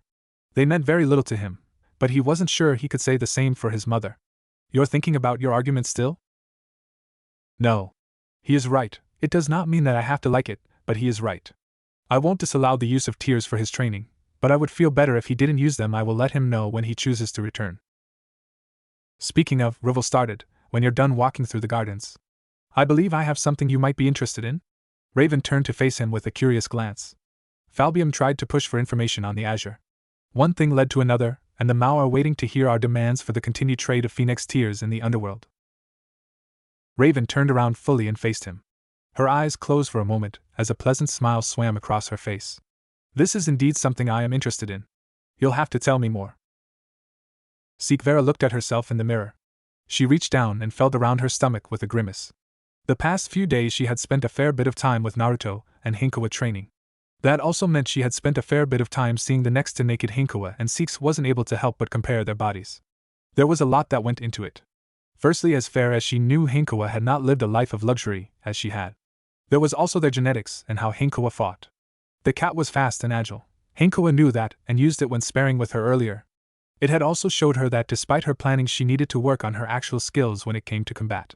Which she was, but it would take time. It also did not help that there was a big event being hosted at the Phenex Castle in a few days, and she was feeling fat. Six could tell she could probably do with losing a little around her waist and stomach. Not much, just a little. Probably also tone up just a touch. She also didn't really want to think about the Phenex family at the moment. Each of them was stunning. She would admit to having the privilege of joining them for a beach day with the rest of her family. Riser and Ravel were the least atoned of the family, Ravel due to her age, but even still Riser had an attractive body. His personality could do with a little bit of work, but overall he was actually pretty good compared to most heirs out there. Naruto and Roval though, it was like getting a glimpse of her future, and she really enjoyed what she saw. Lord Phenex of course looked good for his age, but he just didn't have the same appeal as his children. When Vera saw Raven she understood why. Raven was plain unfair. Vera had tried to find a single flaw on the woman but there wasn't. She was perfect in every way. Even her damn ratios were perfect. She didn't even want to think what Ravel would look like in 10 years, that was a scary thought. If she took even closely after her mother then the Phenex brothers might have their hands full. Raven's perfect genes made her feel poorly about her own body. It didn't help that everyone told Vera how pretty she was. She needed to hear it from Raven. And that was a tough fact for her to swallow. Raven always called her adorable or cute, like a child. She wanted to be a walking wet dream for some horny teen like Lady Phenex, or fuck even Hinkoa. Naya haha. She could hear that cat mocking her even now. Wait. She blinked and saw Hinkoa in the reflection of the mirror. There was a wide smile on her face. Dirty thoughts.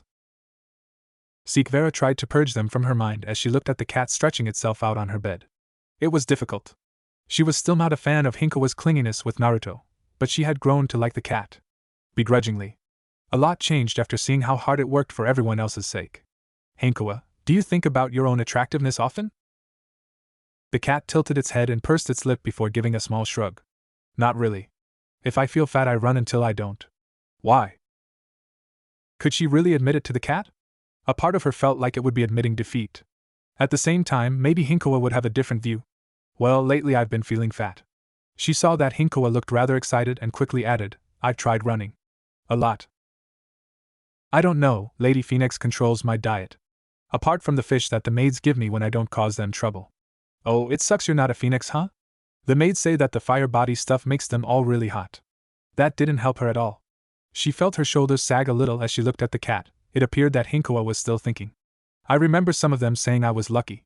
Oh yeah, Yulu said that peerage members gain hot bodies as well. Not like fire hot, but we heal a lot faster, causing us to burn more fat. Something about minor something or other. Vera paused. Wait, the minor properties of a peerage?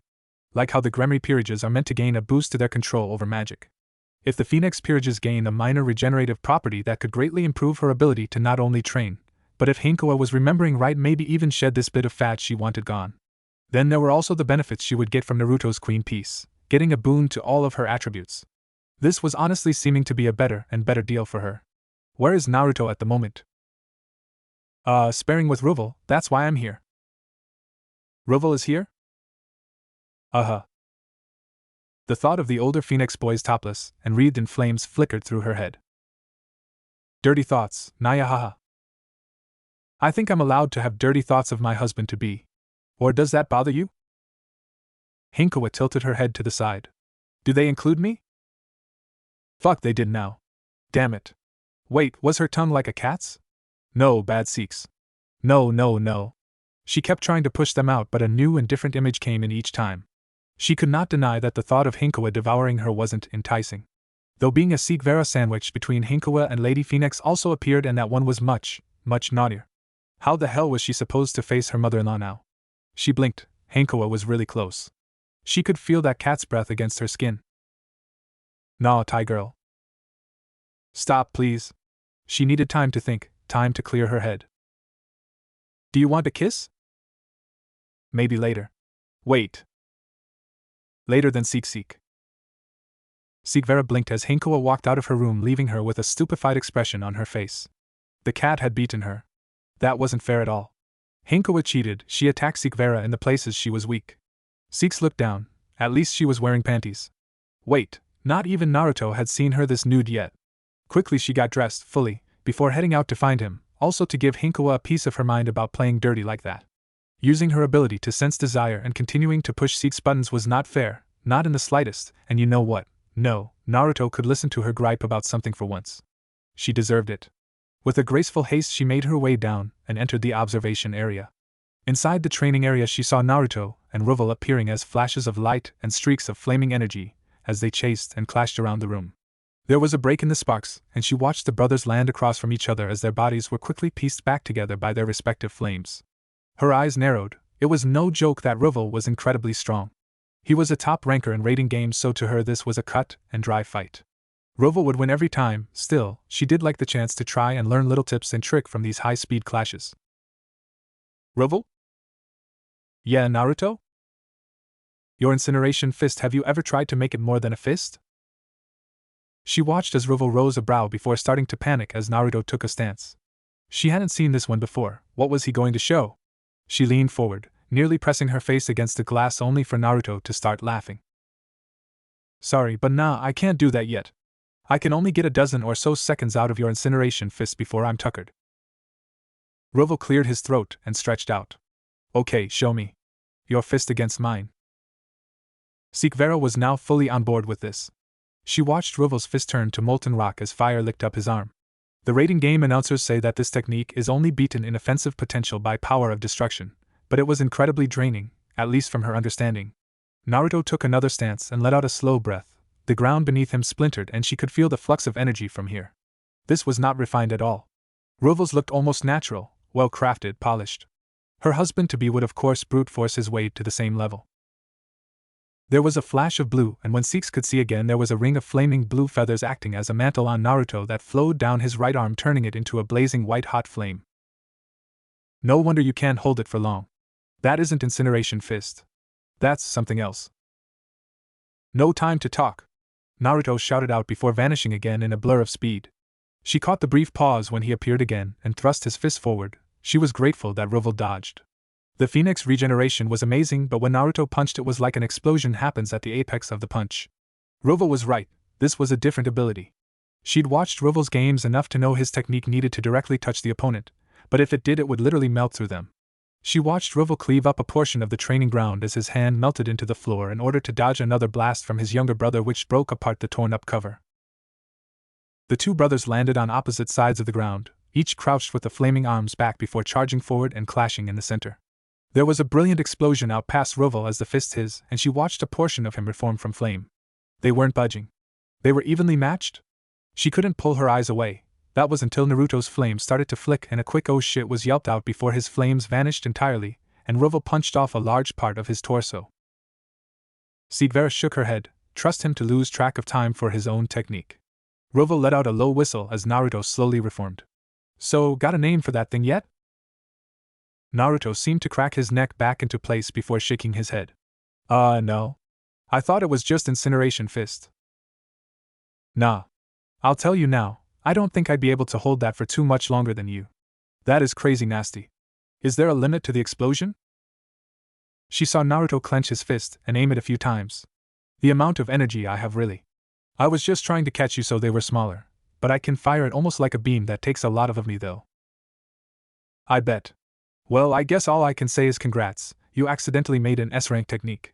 In a few years that will really be something to be feared, you know, provided you can get the time up to at least a minute or work out the defensive issues. Vera started to head down into the training room at this point, while they drew closer and continued their talk. Hinkoa was of course close behind. Vera, always a pleasure to see my sister-in-law. The same to you, Ruvel. I see that you two thoroughly enjoyed destroying my training room? The brothers looked around before rubbing the backs of their heads. We'll pay for it. Anyway, sis, did you see Naruto's new move? Vera blinked. The Ruvel Phenex was addressing her as sis. Well, it would be true in time, even still that would take some getting used to. I did. I swear his recklessness knows no bounds. As for the name, well, judging by the way that it explodes and ignites. Why not Combustion Fist? She offered and could see the brothers testing the name a few times. You honor us with your elegance, Lady Vera, Ruvel offered playfully. Yes, praise me all you want. But if I may have a moment with Naruto, I believe I still owe him something. She feels fat and wants to become your queen, so she isn't. Hinkoa did not help. Vera quickly looked to the two brothers. Naruto looked like he didn't know what to do. He could defend her, she would like that, but at least it was better than Ruvel, who was trying his best not to laugh. That is not the only reason, but I do consider that a large benefit. I mean, no offense, but the Phenex clan is remarkable athletic despite not many of you actually training. She would attempt to play it off a little. None taken, sis. But yeah, maybe we should start advertising that for our peerages. Might make recruitment easier in some cases. Join the Phenex and become the new you. Or something like that. And people say I need to take things seriously, muttered her husband-to-be. Ruvel though just laughed his comment off. Well, I'll leave you three to do teenage things. Don't do anything that I wouldn't. Oh, also, Naruto. Mom isn't angry anymore, but you might want to talk to her when you come back. Yeah? Tell her I'll be back for dinner. Oh, also Hinkoa, can you go back with Ruvel? I need to talk to Vera for a bit, and you can be pretty distracting at times. Hinkoa narrowed her eyes on Vera for a moment before shrugging. Okay, no more dirty thoughts though, Seek. Vera rubbed at her brow. It was moments like these she remembered why she disliked the cat. Well, maybe not disliked, more like could remember why the cat infuriated her. I'll be fine, thank you, Hinkoa. Okay, bye-bye. Also, you still need to see me later, Nyahaha. Seeks threw out a small ball of demonic energy which the cat of course dodged before running through the hall. Rovo following after her.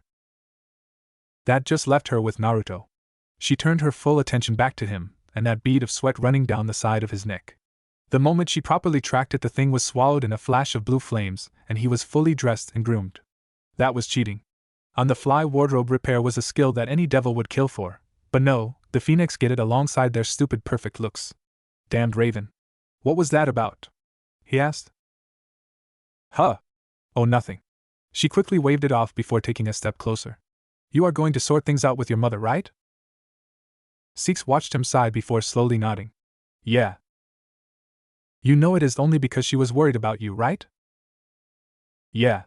I think we both just got heated. The past few days have been tense, it is true, she agreed. I have to go back to Kyoto soon. You interested? She gave a faint smile.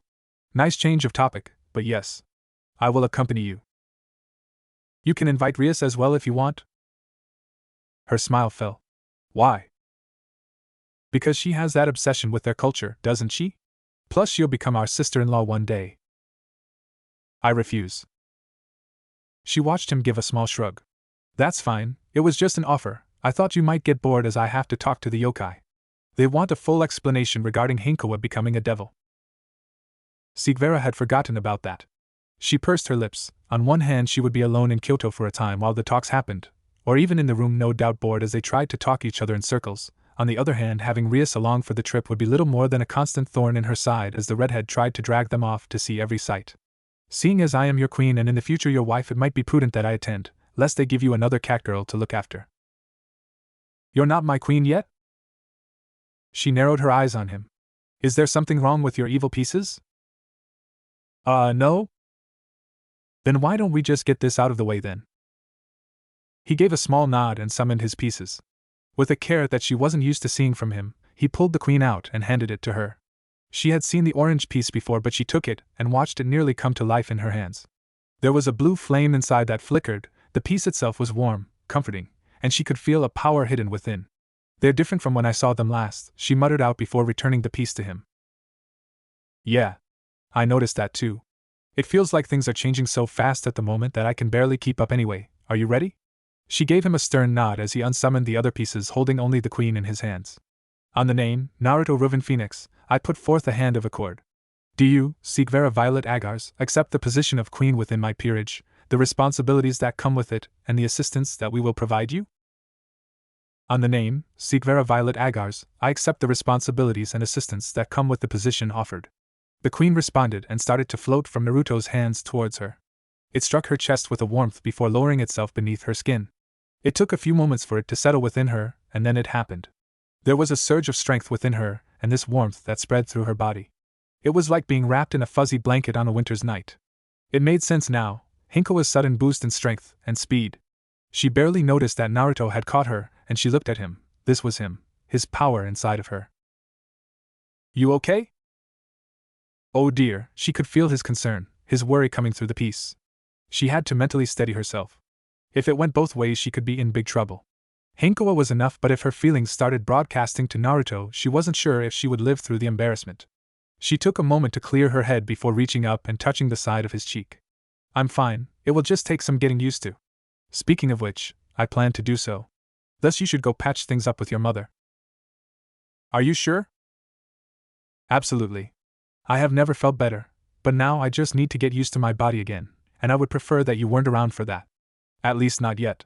She saw him nod and gingerly take a step back, allowing her onto her feet again. She could feel the certainty in her own stance. Yeah, this would take some time. Okay, if you insist.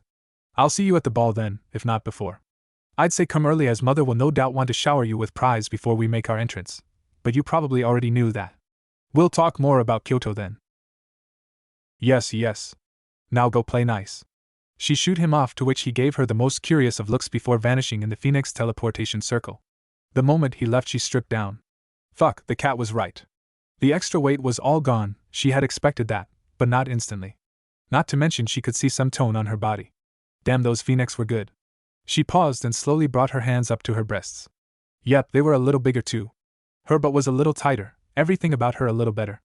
Vera shook her head. She should have done this years ago, for now though she needed to get some practice in. Surzex looked from the paper to Falbium and back. He did this thrice before letting out a tired sigh. They're up to something. Falbium let his shoulders sag as he looked at the bottles on the shelf. Surzex was of the same mind and grabbed a couple of glasses along with them. As he sat back down, his friend started up. Seraphal stepped on their toes. She went against the oath we swore when we came in, that we would stay out of clan politics and remain impartial. The Azure, most definitely, falls under clan politics. Let's just be thankful that they didn't ask for her head. We wouldn't agree to that. I want to stop you there, Surzex. Falbium was oddly serious for a private discussion, and Surzex wasn't too sure it was a good thing. We do have a ceasefire with the Angels and Fallen factions, but there are other forces out there that would be all too happy to swoop in and destroy us. The old Satan faction, the Hindu faction if we sneeze wrong on their land. There is a long list. Now, when was the last time you checked my military budget? I don't. I leave that in your capable hands. That's the point. Our military is on the verge of collapse. If an attack were to come tomorrow, I would have a better chance asking for help on the streets. I didn't think we were that bad off. Why didn't you say anything? Falbium took a sip of his drink and stared at Surzex. Because 8 of the 13 clans that signed this stupid document are keeping it afloat. He pointed to the small packet on the table. It really was small, and that is what had him worried. 12 of the remaining 32 pillar families would side with the Phenex over us. I have no doubt that there is more. These are just the ones that the Phenex trusted. So we just give them what they want, that's it, no discussion. Surzex, just look at who signed it. Surzex checked. There was the Baal and Agars, and shortly after them was his own family, along with Seraphal's. This wasn't good. The Phenex were really showing their strength here.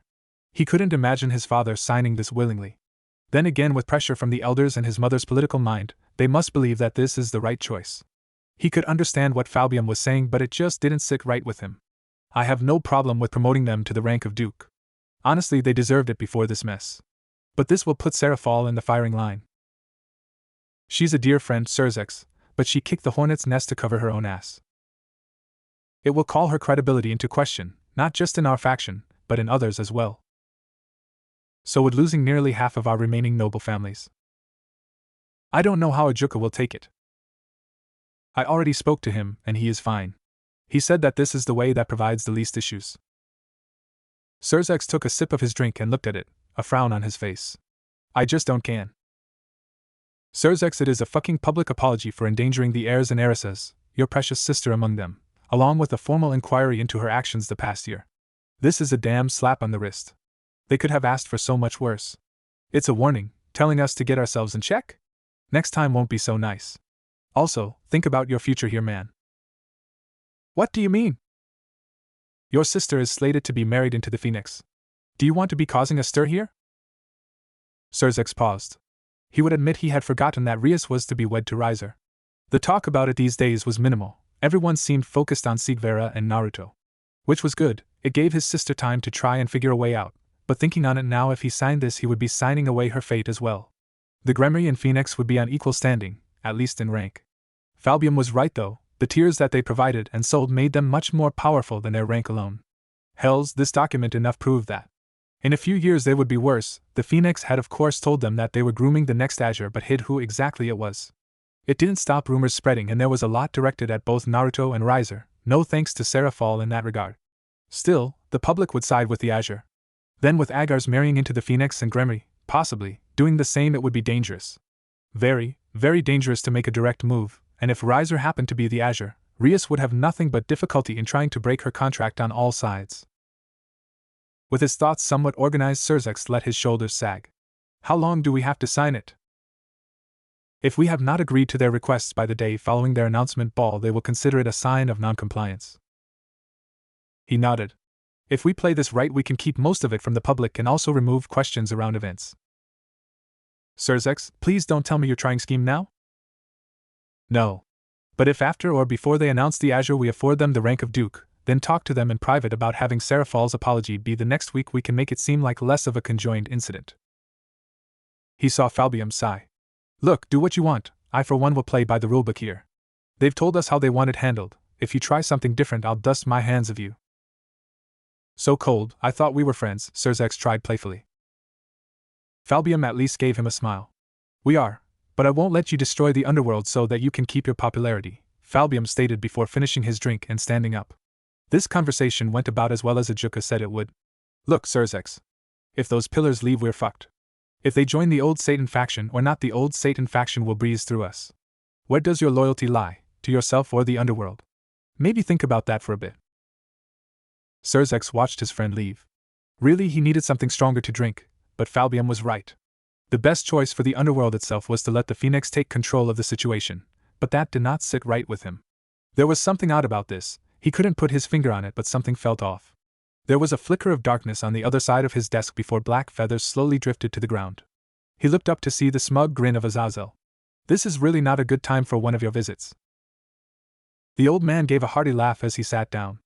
I heard up to your neck after that little mishap, aren't you? This is your fault, you know. Aazelle gave a shrug. I offered to give my condolences along with reimburse the families, but you guys said you had another plan. I would say you chose the wrong option. Surzex let out a sigh. Aazelle was right, they had turned him down. And if you were in my position now? Honestly? Surzex nodded, take the deal. Because I am sure I am not the only faction leader outside of the Devils that got an invite to this announcement ball, and if you say no, well, not going to lie, I'm going to try to poach them. Is that really wise to tell me? No, but you wanted honesty. Plus, do you think Odin is going to give two shits? He's been trying to get them to sell him tears for decades. Then there is the Celts and the Greeks. Plus it's a slap on the wrist. They didn't ask for Seraphal's removal from office, just a public apology and an inquiry on her actions. If she's done nothing else wrong, she'll be fine. Or are you saying that you can't trust she hasn't?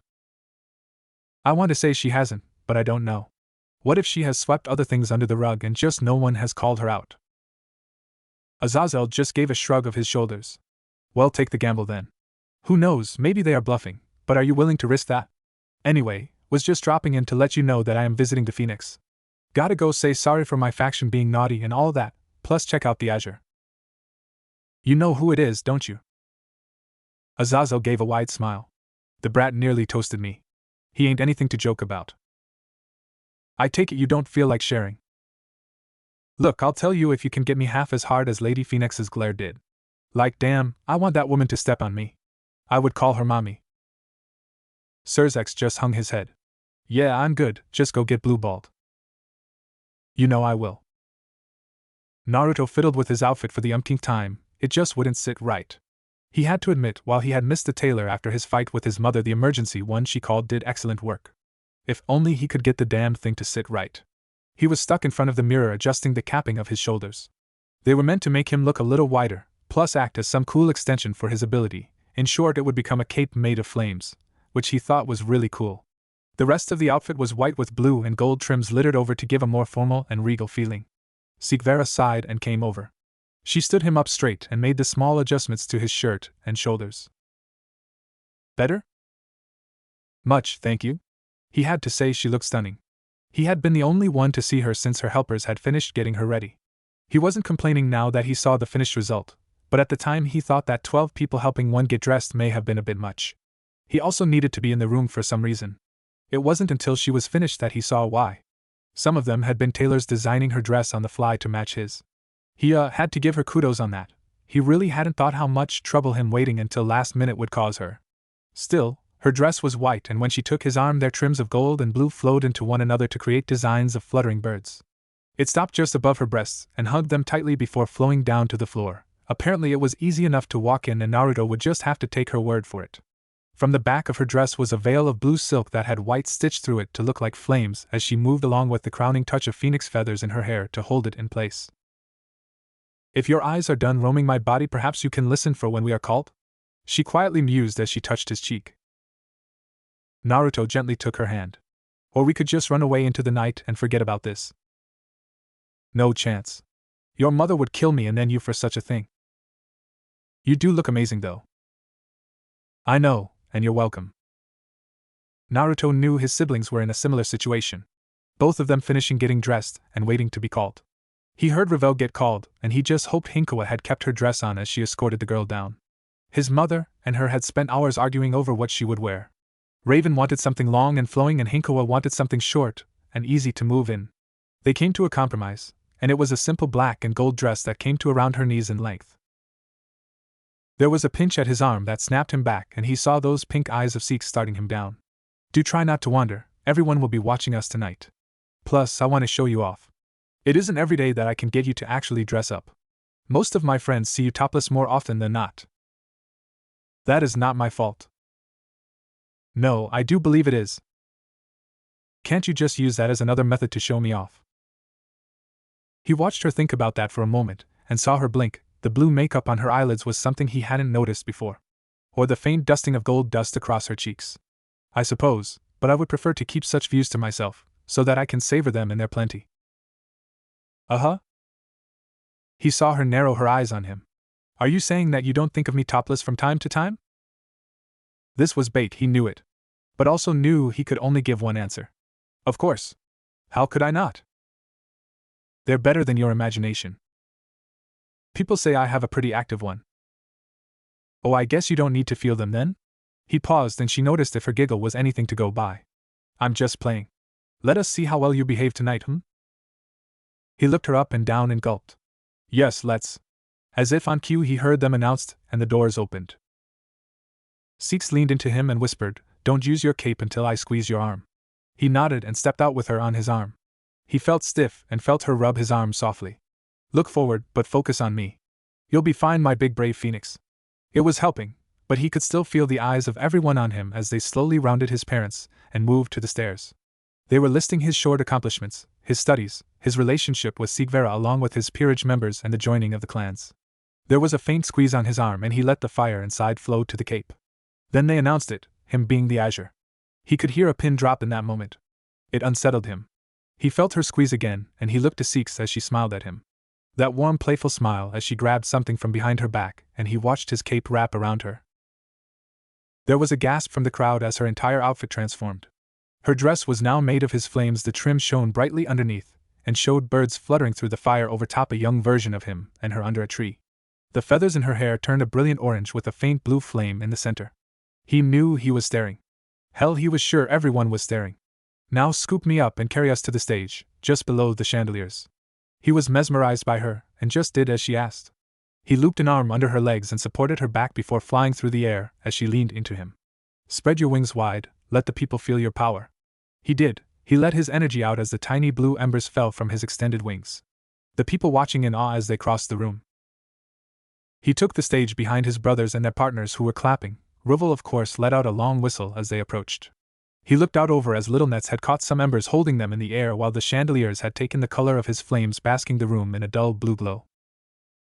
He watched as Vera slowly drew something around her. It was a long white staff with gold wrappings coming to a basket weave at the top where a small blue fire flickered bright.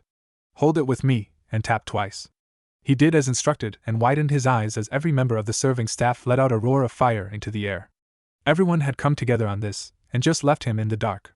For that he was thankful. He wasn't sure he would remember his speech if he had all this to worry about as well. His mother gave a small bow to him, and a microphone slowly started to ascend from the stage floor. He looked around at the room. There was a lot of people here, from everywhere. Firstly, I want to thank everyone for coming out tonight to celebrate with us, he started. His voice was a little dry, but he would do his best. He felt Seeks gently rub his arm to remind him she was there. I'm not really one for showmanship myself, but it seems between my future wife and my mother that I won't have a problem with that. There were a few chuckles and a couple whistled. But yes, I am the Azure. Sorry, Ruvel, I win this time? He gave a nod to Ruvel, who just lamented his woes overdramatically. He really did cherish his brothers. And Riser, I hope that you'll continue to balance out my wild ways, as mother would put it. Riser gave him a deep bow. To my darling sister and devoted father, it is your support that allows me to keep going, along with the prodding from Vera. He felt a small pinch in his arm. I know I am meant to be your hope, but I can't do it alone. So I want all of you to join me, help you make this world better than we received it. Other than that, I look forward to seeing and talking to you further tonight. So without further ado, let us begin. He unsummoned the microphone, and banners started to roll down from the ceiling showing the clans that were allied to the Phenex, with Agars and the Phenex being by the stage as the children all took a bow, himself and Vera included. A curtain was slowly drawn around them to allow some privacy as they descended. Seeks, are you okay? It doesn't hurt, does it? He was grabbing her all over, and she lightly swatted at him. It's fine, truly. Stop your worrying, it doesn't hurt. I swear. XXXXXXXX. Vera felt her heart racing. Yes, she had planned it out with Lady Phenex, but she didn't expect it to go just that smoothly, especially with such short notice. As they rounded the curtain to take to the floor, she maintained grip on Naruto's arm with his flames still dancing through her dress. She looked to the others, Hinkoa and Revel rushing off to the dance floor once the band started to play. It was strange, the three brothers so different yet so similar. Each with their queen on their arm, each confident in their own ways, each tricksters, each playful. It was like their own secret little club. She thought about Rias for a moment. Would she remove Eubelina from this? How would it work then? That would change how the underworld viewed them, the kings and queens of Phenex. To be fair, appearance was important. Especially for the nobles. They had to maintain an image of perfection at all times. Changes to it could upset the general public. It was something that bothered her greatly. Because she hadn't tried to stay as fit as the others her age, she was on a strict diet. Things were changing now, but it didn't help that constant compulsion she had to make sure she looked as good as she always could. Her queen piece helped a great deal, but it would not fix all of her problems. It was not so much a shallow thing, it was a station thing. If she looked weak, it would reflect her house and husband-to-be. If she looked untidy, people might think she doesn't care. So as heiress to the Archduke, she needed to be perfect, always, and that was a draining task. It was only in those brief moments away from the public eye, away from others watching, that she could truly be Vera. She saw Lord and Lady Phenex at the front of the line to approach the siblings. Roval and Riser went in different directions, leaving Naruto to speak to the people, and by proxy her. Rovan stepped forward with Raven right next to him, each giving a small bow before father and son shook hands. Meanwhile, Raven eyed her for a moment. You have truly grown into a beautiful woman. Hopefully your wit is enough to keep my biggest troublemaker out of too much of it. I will try my best, mother. She nearly froze. She'd just been a little too happy about receiving the words she had wanted so desperately from this woman that she blurted it out. Raven, though, smiled through it, warmly. It was like a whole new side she was seeing to this woman, and it did absolutely nothing to dwarf her beauty. A little early, but I will allow my daughter to show such dedication if she so desires. Thank you. No need to be bashful, my dear. This is as much your day as it is his. Raven motioned her head towards Naruto, who looked up from his conversation with his father. Do behave for Vera now. Yes, mother. Raven gave him a small nod before returning her gaze to Vera. You are truly a jewel tonight, and you wear your responsibilities quite openly and proudly. I have no doubt your parents are proud of you, Vera. Also, well done on the execution. No, that praise goes to you and yours. To get such a thing ready in such short notice. You are too kind. Now I believe that you two will be quite busy. Do you plan to stay the night, or will you be returning home? Vera put a finger to her lip in mock thought. I believe that depends on the actions of our Azure here. Very well, there are plenty of others that want your attention, so we must unfortunately cut this shorter than I would like. Rovan, we need to pester our other children. Rovan stepped back from his talk with Naruto and looked towards her with a warm smile. You are truly a sight to behold tonight, Vera. My son is a lucky man. She looked to Naruto and squeezed his arm lightly. It was comforting, a way to remind her that he was there. I think we are both lucky, Lord Phenex. The Phenex leaders left, and Sikhs saw that long line that had formed behind them. They were going to be in for a long night. Thankfully, most of them were just platitudes and assurances of working together with both the Phenex and the Agars. Vera was a little put out that her parents hadn't seen them, but also thankful. She just wanted to get through everyone as quickly as possible. It did look like they were getting to the end of the clan heads as Lord and Lady Gremory approached. Sikhs, are you okay? She turned her face to Naruto and felt the world spin a little. I'm just lightheaded. I may not have quite thought out how hot this outfit would be after a while. He gave her a small nod and looked down the rest of the line. I'm sorry, everyone, but we will be taking a small break after Lord and Lady Gremory to do a wardrobe change. As much as I might not like to admit it, this cape is not good for dancing with you all. She heard some disappointment, but for the most part people seemed to understand. They had been on fire in the same spot for nearly an hour doing meet and greets with small discussions to open up broader trade agreements and political alliances. It was tiring for herself, and she figured that Naruto would be bored out of his mind, but he still seemed as switched on as when they started. She felt a flash of fire over her as the sweat that had started to pool in pockets of her dress quickly vanished before her energy started to come back to her. She spared Naruto a glance and saw him give her a small wink. Honestly, she didn't need his help, but she was grateful for it. They turned to Lord and Lady Gremory and gave them a smile, causing them to approach. Lord Gremory was the first to speak up. Lucky us, huh? There is no luck involved. The Phenex never forget their friends, Lord and Lady, Naruto replied quickly and gave them a small bow. Vera was not far behind him. The Agars share the sentiment. We take great pride in remembering how we got to where we are. Such well-spoken children, mayhaps we should have Rias spend more time with you in order to broaden her manners? Lady Gremory spoke. Vera didn't like where this was going. Lord Gremory rubbed his beard before giving a nod. It would do her well. Speaking of, she has been pestering me lately about the marriage contract. She really did not like where this was going. Is there something wrong with the contract in place? Naruto questioned. Vera watched the Lord and Lady carefully. It was rather bold of them to try and corner him like this. She brought up an excellent point. Would it not be better for the underworld if a Gremory, with the power of destruction, were to carry the child of the Azure? The chance of those two powers mixing along with our control over magic could make for a very bright future. Lord Gremory was good. He was attacking at the very point that Naruto brought up in his speech. Vera kept her smile in place, but she felt tense. When Naruto gently put his hand atop hers, she relaxed and felt her hand slowly relax the death-like grip she had on his arm. She would apologize later, maybe. I can see your point, Lord Gremory, Naruto started, and she felt her heart freeze. Though sadly I have no answer to give you here as I am not involved in that contract. If you want to bring this matter to my parents, I am sure that they will be able to give you a proper discussion after talking it over with the Agars clan so that we can all find a place where we feel happy about moving forward together. The two Gremory seemed to think it over and shared a look with one another. We may have to do so in the future. For now, though, do enjoy your night, and we look forward to the change you will bring. Lord Gremory gave a small bow. His wife followed after him while speaking, until we see each other again. Waited until they vanished into the crowds before looking to Naruto. She was impressed, he was impressed at all. He quickly and politely shut them down while affirming that it was not such a simple matter as him saying yes. She supposed that she could give him a small treat as she leaned in against him. He held her a little tighter. This way Mum will ask your opinion on it. I figured that was better than them trying to cut you out. You are learning. Now, can we please get changed?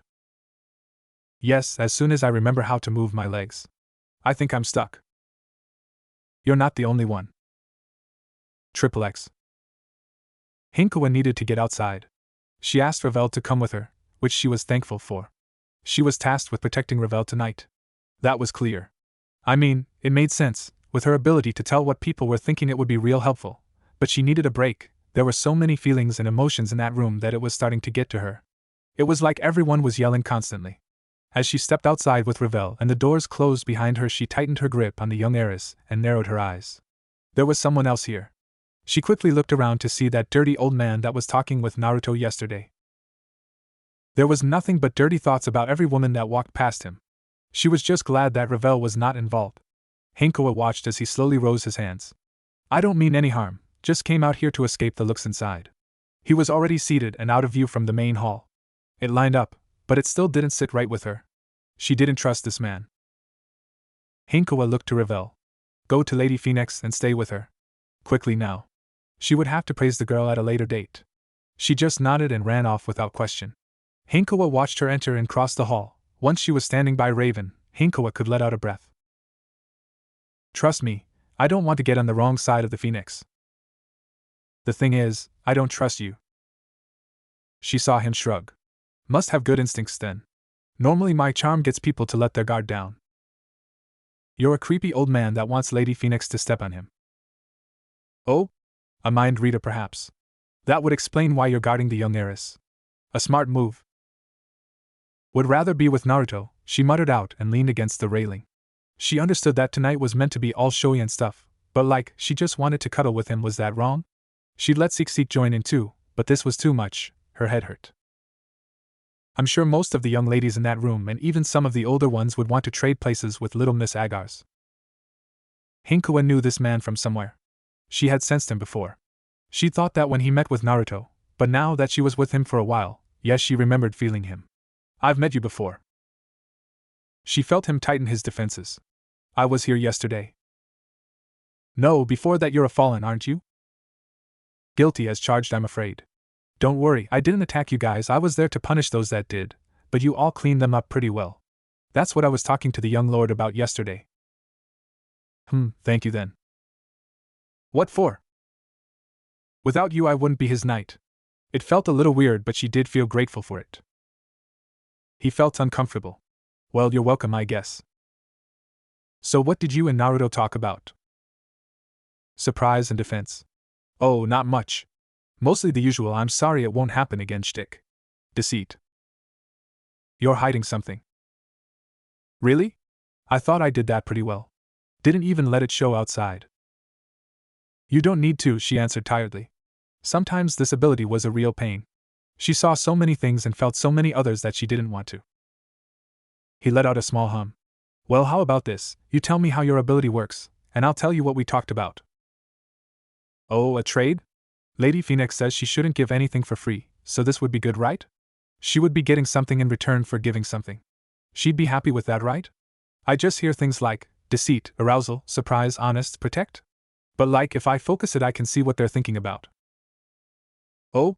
Surprise, curious. Well, try focusing on me. She did.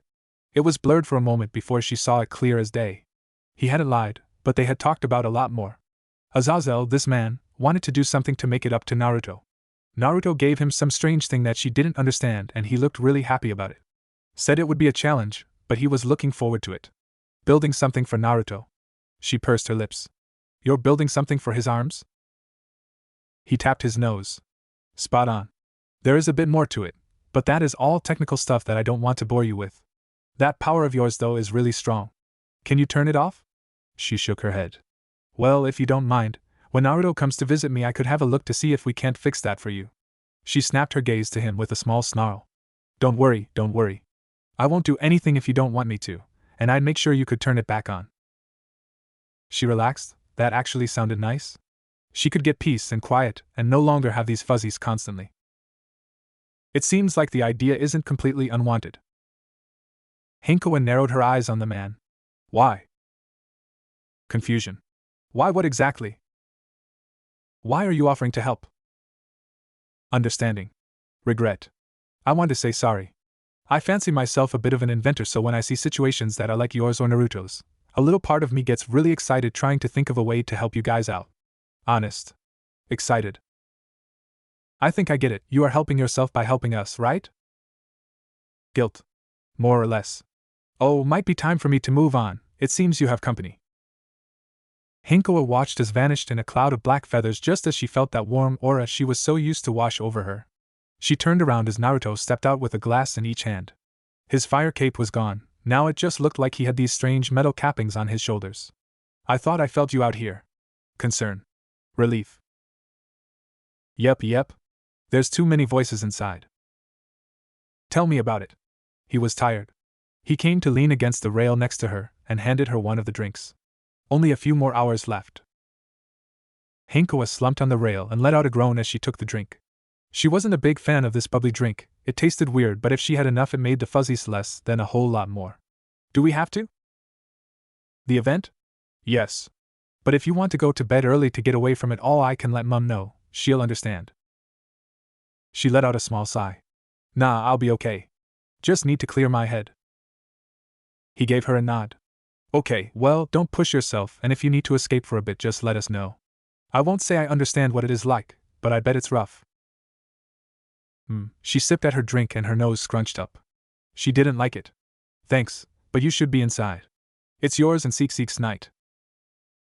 We might be the stars, but you're a part of our family too. Don't forget that, Hinkoa. She blinked when his hand touched the side of her face.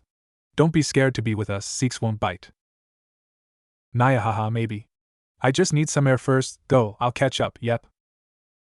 She watched him eye her for a moment before she felt a wave of despair from him as he approached the doors. She held back a giggle. He was good at pretending to be happy, but she'd always be able to tell. Still, she couldn't wait to get out of this clingy dress. XXX. Sarah Fall watched as the young Phenex went to collect the Agar's heir. This would probably be her best chance to speak to them. Had she made a mistake? Yes. She didn't know that there would be fallen angels trying to get the jump on some devils out late that night. That wasn't something she could plan for, and she knew that she could have handled it better. Namely, sticking to her oath of staying out of clan politics instead of using the Azure to cover up the attack. She just didn't want the people to think she could make mistakes. They might think less of the Mao then, but this blew way out of her expectations. She agreed with the promotion to Duke. They had helped her settle a lot of foreign difficulties with their mercantile methods. Though she also knew that the family was much more akin to a mob family than anything else. Well, not really. Everything they did was legal. Maybe it was just the aggression that they held when securing trade contracts and property. Still, that did not help her situation, and she had the choice. She could play nice and things would go away, or she could cause a storm. The other Mao thought that particular train of thought was wrong, and she had to agree.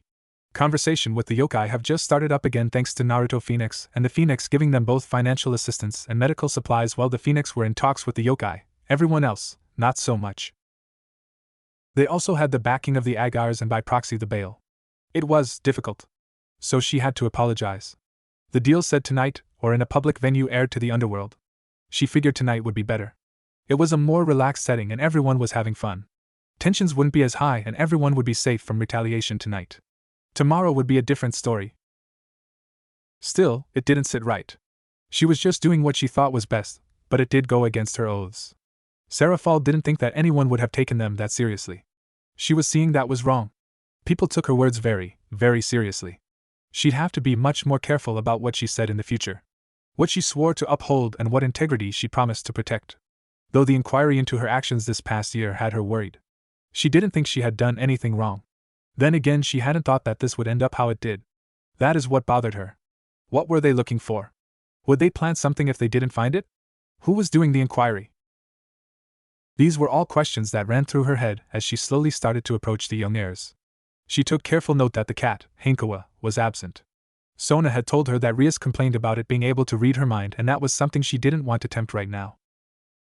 Though, it wasn't until her father sat her down and asked who she would hold accountable if her position was reversed with those from the Phenex. From their viewpoint, she is the reason that the heirs were hurt. They were out on her orders after all. Their failure, which she also swept away mind you, was her fault as well. When Aazelle had told her what happened from his viewpoint, she couldn't be too angry with them. They were fresh, barely out of school, with some of them still in it. She guessed that the reason she felt like it was shitty was because she was the one that would look shitty from it. She took a breath in and closed the final stretch of distance. They were the people of honor, so she gave them a slight bow. They returned a much deeper one. Lady Leviathan, it's an honor. Vera was always polite, but she wasn't fooled. Behind those pretty pink eyes of hers was the crafty mind of a shrewd diplomat. I'm glad to see the Mao out there mingling with others. I was a little worried people would be scared to approach you. Naruto's comment caught her off guard. He genuinely seemed happy to see them. What made it worse is she knew very little about how he thought. If it were Riser, she'd make a guess that he was trying to disarm her before they started talking. That might be the case here, but she couldn't be sure. She gave her magical girl smile and said, "It is a good excuse to get away from paperwork. The people are pretty nice too." She watched him relax a little, his shoulders losing some of their tension. That was good. A smile that was rough, but warm worked its way onto his face. When you're like this, it is easy to see why people call you the heart of the underworld. A compliment? It actually made her stir a little. It didn't sound like the regular whitewash she was used to getting. This wasn't good. Not for long from what I hear and see. You two had great control of the crowd tonight. Naruto gave a small laugh at her words before looking to seek Vera. That would be this wonderful woman beside me, and my mother. I just did what I was told. Seek Vera quickly moved to interject. He is just being modest, Lady Leviathan. Without his ability to control his fire, the event could have been rather unclean. Seraphal shivered. That sounds like a lot of paperwork waiting to happen. Speaking of, she paused and eyed the two. Seek Vera's eye muscles tensed slightly while Naruto still appeared relaxed. What the hell was wrong with this kid? Couldn't he understand the situation? I wanted to apologize. The sortie for Kuroka Tuju, I could have handled that better. There has been a lot of pressure on me because of that situation, but you two have been pretty quiet about it, and I thank you for that. Seek Vera bowed her head. We thank you for your hard work and wish we had only been able to succeed with the given task. Outstanding circumstances aside, I believe we may have.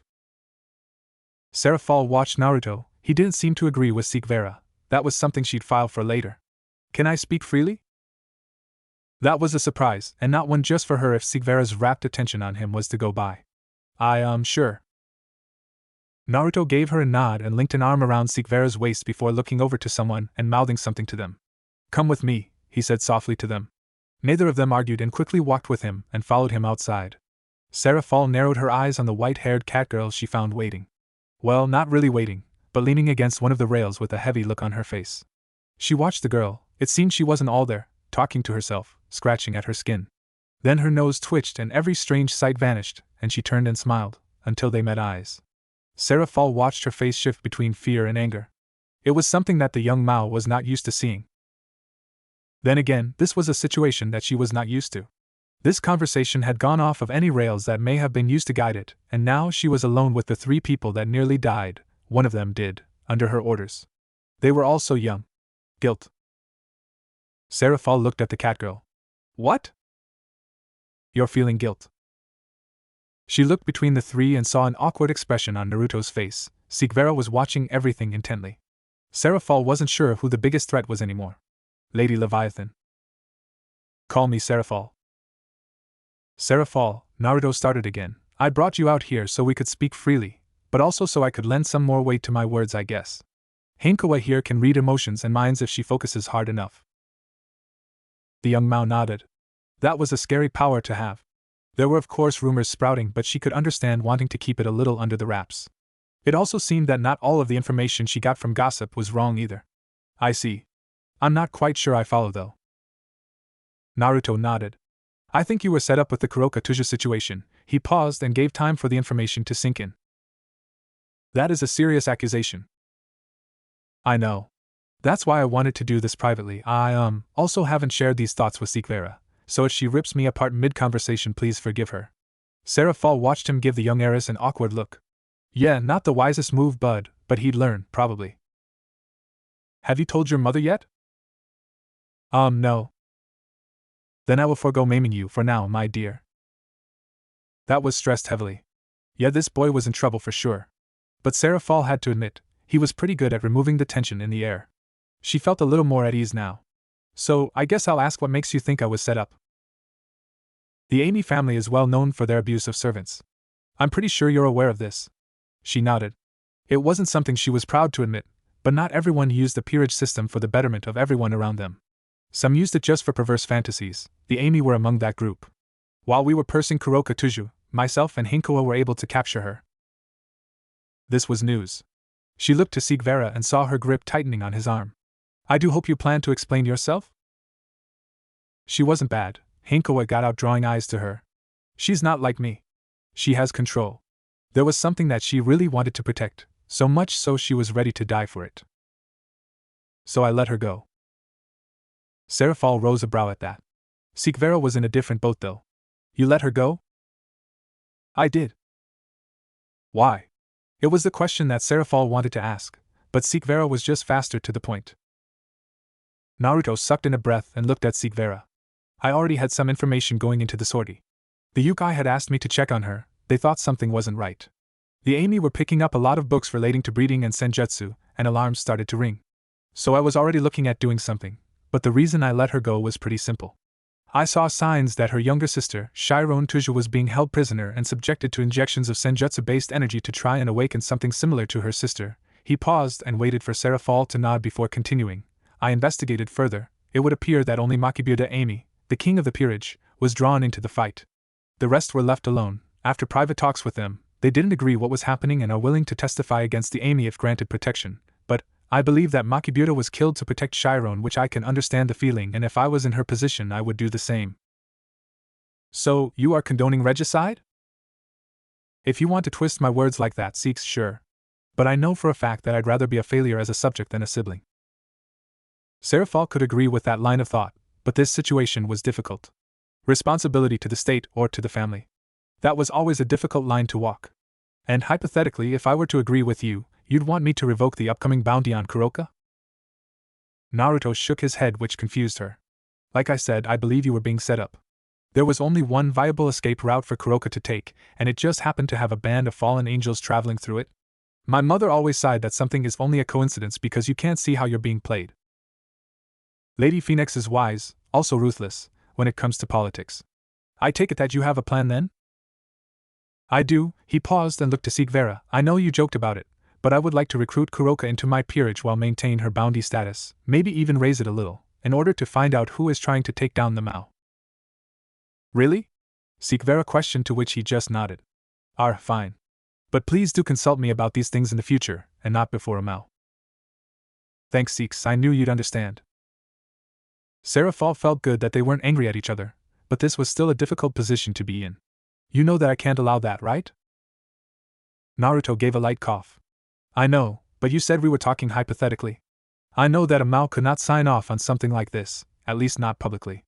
But you have to admit, if the bad guys were to hear of, let's say, an SS rank stray devil, they'd probably try to recruit it, hypothetically of course. Sarah Fall had to admit, she wasn't really in any danger here. Everything that was said was just theory, no actual talk of action here. Well, at least she could deny that there was, as she was sure they would. Hypothetically, it is a decent plan.